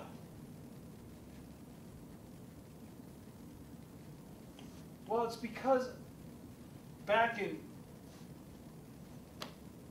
1999, I worked 100 hours a week here and 0, 0, 0 there, pretty much, with the plan of someday dedicating my life to my family and contribution when I didn't even have one, because I get it. I get how it works. And here's my convincing of young people. If you're out there in your youthful 20s, maybe even 30s, all these categories are not created equal. Here's what I believe. I'm going to try to convince you right now, so I'm just warning you ahead of time. I think all these categories are not created equally. I think when you look at these categories, your faith, your belief, sometimes you're going to be super strong in your faith, sometimes you're going to be a little weak in it. Bad things are going to happen, you're going to blame, whatever, then you'll get back on it, then you'll be off of it, and you'll stay within a corridor most of your life. In your family, sometimes things are going to be going awesome, sometimes you're going to be fighting with your spouse, and you're going to have problems with your kids. Sometimes they're going to get really good, and you're going to be making great memories. Sometimes bad things are going to happen that you want to forget. You're going to stay within a range in your relationships. Sometimes they're pretty good, sometimes you're going to stay within a range. Personal development. Sometimes you're going to be on it. You're going to be reading books, working out. You're going to be in good shape, man. It's going to be great. Sometimes you're just going to love fudge, and you're just going to eat too much of it. They're going to come out with a new dessert. You just got to have it. And you'll be weak. Or you like chips or French fries or whatever. And you're just going to go this way. But then you're going to get back in the gym. Then you're going to be up. Then you're going to stay like this most of your life. You're going to be in a corridor of being really on it and really off it, but it's going to be a corridor. There is one category that if you get it taken care of and you understand the law of compounding, and if you get it taken care of early in life, by itself, it's not going to be trapped to a corridor. It's going to keep doing this. And that's your financial corridor. That's your material, your money, your savings, your financial situation. If you can hurdle that, if you could break through that, if you get that set early in life and invest properly, which we happen to be in that business of learning what proper investment is. Not pie in the sky, doubling it every week. I mean, stable stuff. Using what we know, compounding at a rate of whatever. You do the math. Could be 12 some years, it could be 6 other years. It could be 1, but it doesn't go down. I don't know. Whatever it is, a good rate of return on a good amount of money, compounding by itself the rest of your life, and every 3, 4, 5 years, you're just wealthier. Every 10 years, you're better off. More debt's gone, more savings is on, and you're giving more, doing more, and enjoying more of life because you got your financial piece of this crazy puzzle handled early in life. You'll be thankful the whole rest of your life. I've been dead broke before. I've had a negative net worth and been in a situation. I've been fairly well off. I think I got a lot more upside to go, but I'm on my way. And let me just tell you, you could be a good person that's broke and a bad person that's rich. I've been both, and you know what? I think wealthy, you could do more. You have more options, you can help more people. It doesn't bring happiness, but it gives you options. And I'll tell you this, all jokes aside, the earlier in life you figure it out, the better off you are. The one thing that it's unfortunate, if you're a little more mature listening, I don't think it's too late. Especially if people are living 100. If you're 70, or people ask, am I too old? I'm 60 years old. Are you kidding me? 60 is like the new 40. We've got people in our offices 75 years old getting their 100,000 rings, getting licenses, feeling important, feeling needed, contributing to families and making a difference and feeling part of something. You always need that your whole life. So it's never too late, but if you're trying to start building wealth at 70, you just don't have the years on your side. You just got to make enough and, you know, get some stuff going so you can have a good rest of what you got. But if you're young, the one thing I think I did right, and I did a lot of things wrong and made a lot of mistakes, I took this thing deadly serious. I started when I was 24, and I think I knew what I had my hands on, and I got it. And I started financial planning and getting good at that, but then I realized I could compound my energy and efforts by building a large sales force and a huge team. And I said, look, I don't know how to recruit. I don't know if I'm good at it, but I'm going to get good at something here. And one thing, all things aren't created equal. The one really good thing to get really good at in this business is recruiting. And if you get good at it, you'll have a huge team and you'll make tons of money. And then if you know how to invest it, and you're young still, and you invest it right, you're going to be rich for a lot of the most important years of your life. And I've been a millionaire now since I was 29. I'm now 47. And I'm thankful that I've enjoyed these years being young and having enough money to do some good stuff. But the more exciting part is I've got 60 years left. And I'm not going to go back to being broke. I know it's only going to get better. And I'm going to do more. And I'm inviting you to be part of it. And so take this very seriously. Know where to put your hours. Right? So let's wrap up with this. So we have these big goals of what you want to have read about you with your eulogy, but you could break it all the way down into what you need to do in January, what you need to do in each specific week of January, and then after that, you can make a to-do checklist every day and get after it every day. How many of you are going on a vacation or you've been on a vacation before and you had to make the proverbial pre-vacation checklist? You ever make the list? Yeah. It's one piece of paper. It's like a shopping list almost, but it's things you've got to do before you leave town for the week, right? You got to drop the dog off with a neighbor or a kennel or a family member. You got to go do this. You got to make a stop at the bank. You have to get rid of the milk in the house because it ain't going to last, or some of that stuff, right? You got to make sure you turn the thermostats down or up or whatever so you're not wasting energy while you're gone. You got to make sure you lock up. You got to do this. You got to do that. You got to list like 10, 20 things. You got to go shopping and get some stuff for the trip. So you make your list, and everyone does it. They map it out. They check it off. They got their little pen. They got their little notepad. Like shopping at a store. Got it, got it, got it. I still can't figure out how someone goes to the store and comes home and forgets something. You got a list. These things are cheap. How can you pot? Now this is coming from a very structured man. Unless it's not at the store. Oh, I must have hit the wrong button. Sorry. Unless you just are winging it, or you go to a store that doesn't have it, there's no reason you shouldn't come home with the complete list every time. Unless you just don't make one. So my point is, you should make a list for everything in your life and check it off. Even accomplishing the greatest things in the world can be broken down to a simple, here's what I got to do tomorrow when I wake up. So this is for the people who this is overwhelming for. If all this life planning, by the way, you have to ease into this. This isn't a, I've never set a goal before, and now I'm going to plan my eulogy. Look, I get it. It's over the top. It's too much. Some of you are more artistic than scientific. You're like, well, what about, what about just taking things as they come and stopping it, spontaneity, And I plan out spontaneity. It's Friday between 8 and 9:30. Whatever happens on date night happens on date night.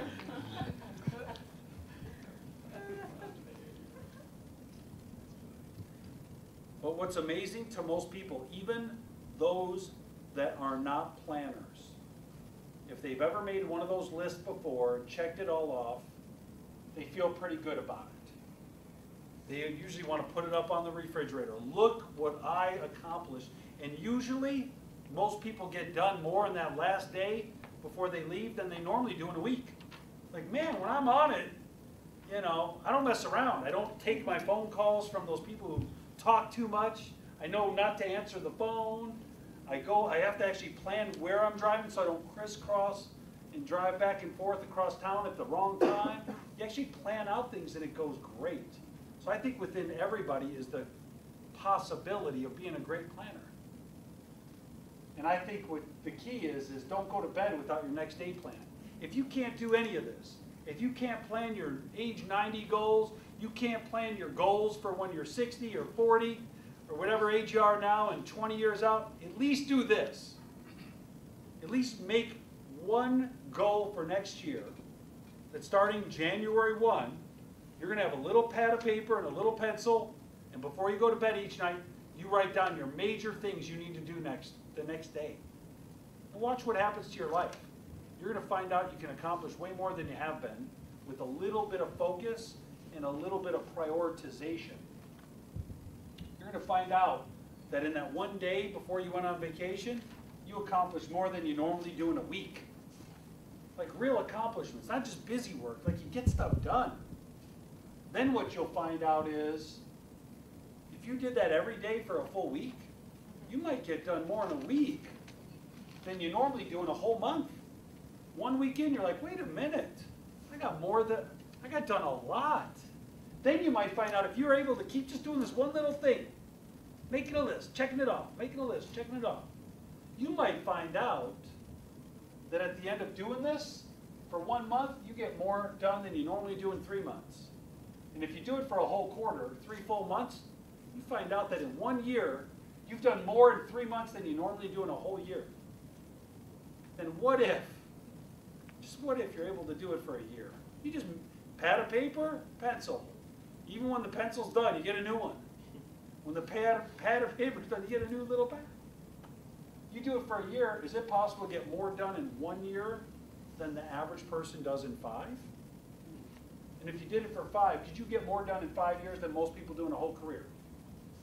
In my first 5 years of this business, if you take an average income of somebody over a 30-year career, what do they make?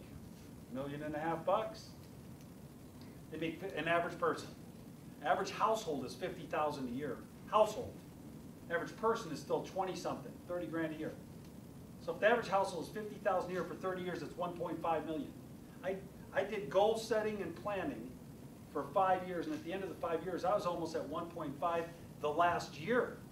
If you added the year before it, the year before that, the year before that, it was not 5 years of hard work accomplished more than what someone does in a career.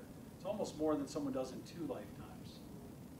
Just by staying on my game for 5 years. And not one time did I think about what I missed out on by planning my day. What I missed out on by having goals to follow when I got up. And having a directive when I woke up in the morning. I didn't lose anything by not just getting up and winging it. I actually was just so accomplished. And it was easy. It was easier than trying to, you know what happens when you don't have goals? You wake up in the morning, and what do? You check your phone. Wonder if someone texted me last night while I was sleeping. Wonder what my email says. I wonder who Facebooked me. I wonder who Instagrammed me. So you start your day by getting some information coming in of what other people have going on. That's how you start your day. And here's what always happens. There's something juicy in there. There's something interesting in there. There's some drama in there. You might even want to jump in and be part of it a little bit. You want to comment. Or you want to call someone back. Or someone needs you. You better call them and help them. They need you. So you start your day dealing with other people's problems and other people's stuff. Then you get to work and just got to take care of busy stuff that just has to get done. Then the end of the day comes, and throughout the day you've been checking this thing. The end of the day comes, and you handle a few more things, and you're getting ready for bed. And you know what you did to accomplish your goals and get you closer to your true identity and what you want in life? Nothing. The whole day was busy, and you got no closer to getting done what you needed to get done. And then you know what you do the next day? The same thing. The same thing, the same thing, and it's a rut. And you're living as a part of everyone else's life, but accomplishing none of what you need to get done, what you really want to get done. Because you don't have goals of greatness. You might not have big things that you must accomplish, you need to accomplish, your identity is tied to, your eulogy is tied to. Man, I want to jump in and get into everyone's drama. Man, I want to comment on everyone's posts. Man, I want to help you with your problems and get in with yours, tell you what you ought to do with your life. But guess what? That's going to prevent me from getting what I want in my life. So when I get up, you know what I read? My checklist that I made the night before. I wake up and I go, all right, no matter what, I got to get this done. And then I start on it. I'll actually start on my goals. And then when little fires arise and little things come through, I go, do I want to deal with this now, or is it going to get in the way of what I got to do? I'm like, I'm not dealing with it now. And you know what happens? Usually 6 to 8 hours later, when someone calls me with a drama that they got in their life, call them 6 to 8 hours later. Sometimes I wait till the next morning. Some of you are watching this, you'll be like, that's what he did. I'm giving it away. I call them 6 to 8 hours later or the next morning.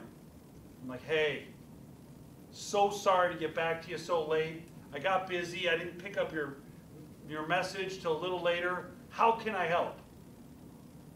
And like literally 6 hours early, oh my God, the world's going to hell in a handbasket. My life's over. Oh, you better call me. I kid you not. 8 hours later till the next morning I call, hey, sorry to call so late. What can I help you with? Oh, I already took care of it. It's fine. They had no problem imposing their drama onto my life, trying unintentionally to get my life screwed up, and I'm not letting anyone do it. So I'm not getting involved. I'm not partaking. I'm giving enough time. That's reasonable to show that I still care, but I'm not at their beck and call. They get their life, I get mine. And I call back, and almost all the time it's taken care of. I didn't even need to buy into the drama. I didn't need to deal with anything. They're adults. Most people figure it all out. If they're kids, even most of them will figure it out if you give them enough time. And you deal with what you got to when you need to, but what you really deal with are your priorities, your goals, and making your life the way you need it to be so that you can have your eulogy read the way you want it to at the end. You need hours of operation. When it comes to this business and when it comes to things, you can't do it when it's convenient because there is no such thing. You need to know what hours you're working, what hours you're not, especially if you're part-time. So if you're part-time still and you're watching this, know what your hours are. If you have a 9 to 5 and you have to get home and you know you got to eat and you got to stop at something and you can work from 6 to 9 or 10 or 11 or 12 at night, well then know that's when you're working. If you got the weekends and you know what hours you can work on weekends, commit them to getting these numbers done and make it happen. Most of you still have to earn your full-time status here. If you still have a job, raise your hand if you still have a job. Then let's be honest, you still work at the pleasure of other people. Oh, that hurts. You get your own life when you work for yourself. Some of you are horrible managers to yourself and horrible bosses to yourself, have no expectations, no standards, no accountability, and that's not good either. But at least you're free and you make your own hours and you make what you want of your life. But you got to earn it. So if you still have a job, guess what? You got to work your evenings and weekends enough to earn your way out and never go back. I earned my way out at the age of just about 25. I was turning 25 when I quit my job, came full-time, and now for the rest of my life I don't have to work for anybody else. I'm making my own hours, but guess what? I'm a pretty tough boss on myself. I have some pretty high expectations. You need to be the toughest boss you've ever had. But you're also going to pay yourself better than any boss ever would. And it goes hand in hand. But you can't do it when it's convenient because it's never convenient. So your goals, your whole goals are what you want to do and be and have. And then your personal mission statement is who you're being at any given moment. And it has a lot to do with how you sit in relation to everybody around you as an integral part of society, your friendship group, your company, and all those people around you. So your eulogy and your goals are what you want to be, do, and have. And your personal mission statement is who you're actually being on a daily basis to other people. You ever get in a fight with somebody who said some things you regretted, or you're ashamed almost of how sharp your tongue was in that moment? And if you're well-spoken, you can do a lot of damage, right? Your tongue's like a sword. You can slice and dice with a few words, a few statements, and you got to be careful with that thing. You need to, put it away and be careful with it. But we've all been somebody that we're ashamed of before and said and did something, and most of us have had experiences the opposite, where you've done something, you're really proud of yourself. Like, I like this version of me. I'm proud of this. Man, I wish mom saw me do that. I wish my pastor saw me do that. I wish my 4th grade teacher saw me do that. Man, I was good. And you feel real good. Well, that's about deciding who it is you want to be and then working on being that person every day, whether you're accomplishing anything or not. So there's accomplishing things, and then there's being the person you want to be every day. So you need a personal mission statement, which is going to define who you want to be on a daily basis to everybody else. So this would be something you just read every day, especially when you're mad, especially when you're disappointed, especially when you're feeling good. When you start to get emotional, this is what you need to read. Because this is when most people derail their own goals and their own train. And this is just my little personal mission statement I've had for a while. In the land of darkness, I must be a light for others to be guided by. Through considerate reason, empathetic passion, unconditional love, and being that successful example to follow, I will create possibility and unleash the hope, courage, and faith in all those I interact with. That's who I want to be. That's not who I always am, but that's who I want to be. I want to give unconditional love to people. I want to be a successful example to follow. I want to create possibility for people. Just being around them, having open in their mind, having them think bigger thoughts, want to be, do, and have more. I think people have hope in them. I want to unleash it. I know they need courage. I know they need faith to hang in there until it gets done. So I want to inspire them to do that. I want to considerately understand where they are and have empathetic passion, but not buy all the way in and go in the ditch with them when they emotionally can't control themselves. That's who I want to be. And I'm working on it all the time. All right. Wrap this up. I was at this was a couple years ago. I was at this service, and the pastor quoted someone else who was just like a philosopher who talked about something, so I can't give it credit. It's out there, I didn't make it up. But someone said, if you want to know the true definition of success for yourself, what you do is you pick the 5 most important people in your life. They could be living or dead, here or in the past. It could be your creator, it could be your passed away father, grandparent, whatever. And what would one sentence be? You write one sentence that you would want them to say about you. What would you want them to say about you? Your child, your business partner, your spouse, your pet, whatever. What would be the perfect one thing they could say about you? And when you take those 5 sentences, that's your definition of success. Somewhere in the combination of those 5. And even in each one of those sentences, you could pick like the descriptive adjective out of it and just have it be one word out of there. And you could have a little string of 5 to 10 words that literally is who you want to be. That's your definition of success. I tried that and I got some words out of it for myself. And I'm going to read them to you just to give you some thought. In with my personal mission statement of who I want to be, and I'm always working on being, I want to be generous, kind, loving, authentic, honest, fun, loyal, faithful, courageous, non-conforming, visionary, and passionate. So it's just about 10 words. That, with this, is who I want to be. You already saw what I want to have, and what I want to accomplish, but that's how I want to be.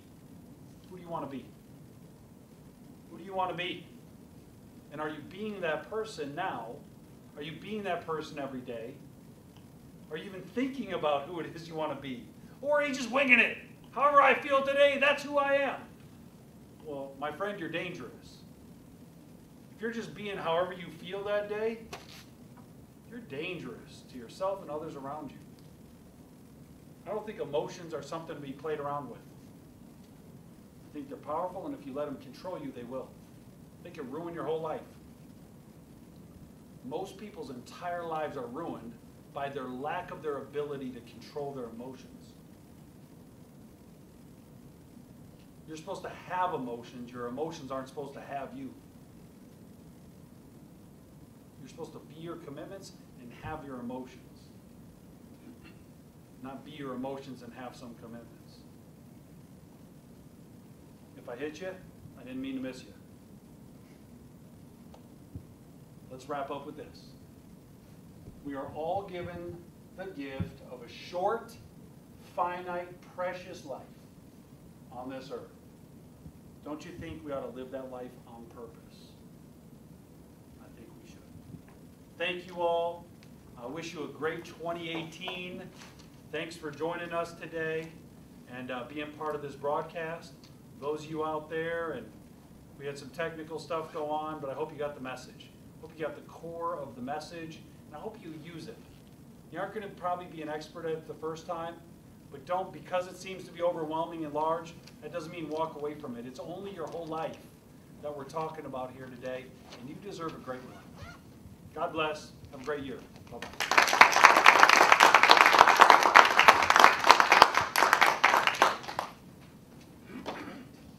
Where are we at?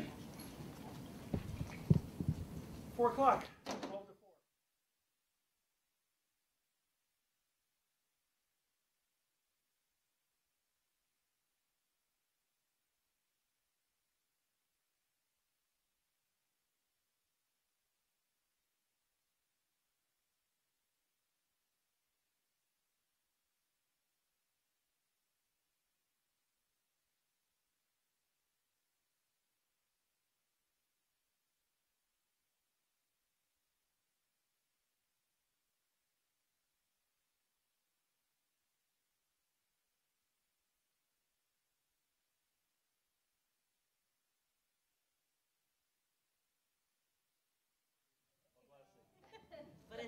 gift of It's a appreciation. caffeine.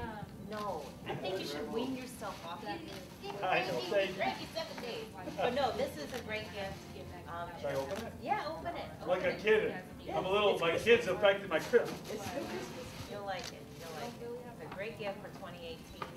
You're always stepping into greatness, you're always inspiring us. We're excited to have you. Thank you very much in advance for whatever's in here. Looks like the previous one, these will be nice. Wonderful, so beautiful. Nice case too. It's a personalized, beautiful case. Some nice executive pens with my name on them. Ooh, those are nice. Thank you very much. Thanks Thank for you. doing this for us. Hey, appreciate you all being here. Yes. A lot of people are watching it being buffered and through a television. But you're so buff. You'll lose a little You have to something. buffer when you buff. That's right, that's it. Get ready. Next year, it's gonna be all above. All right, thank you so much. Merry Christmas, Happy New Year, everyone. Thanks for being here. Absolutely.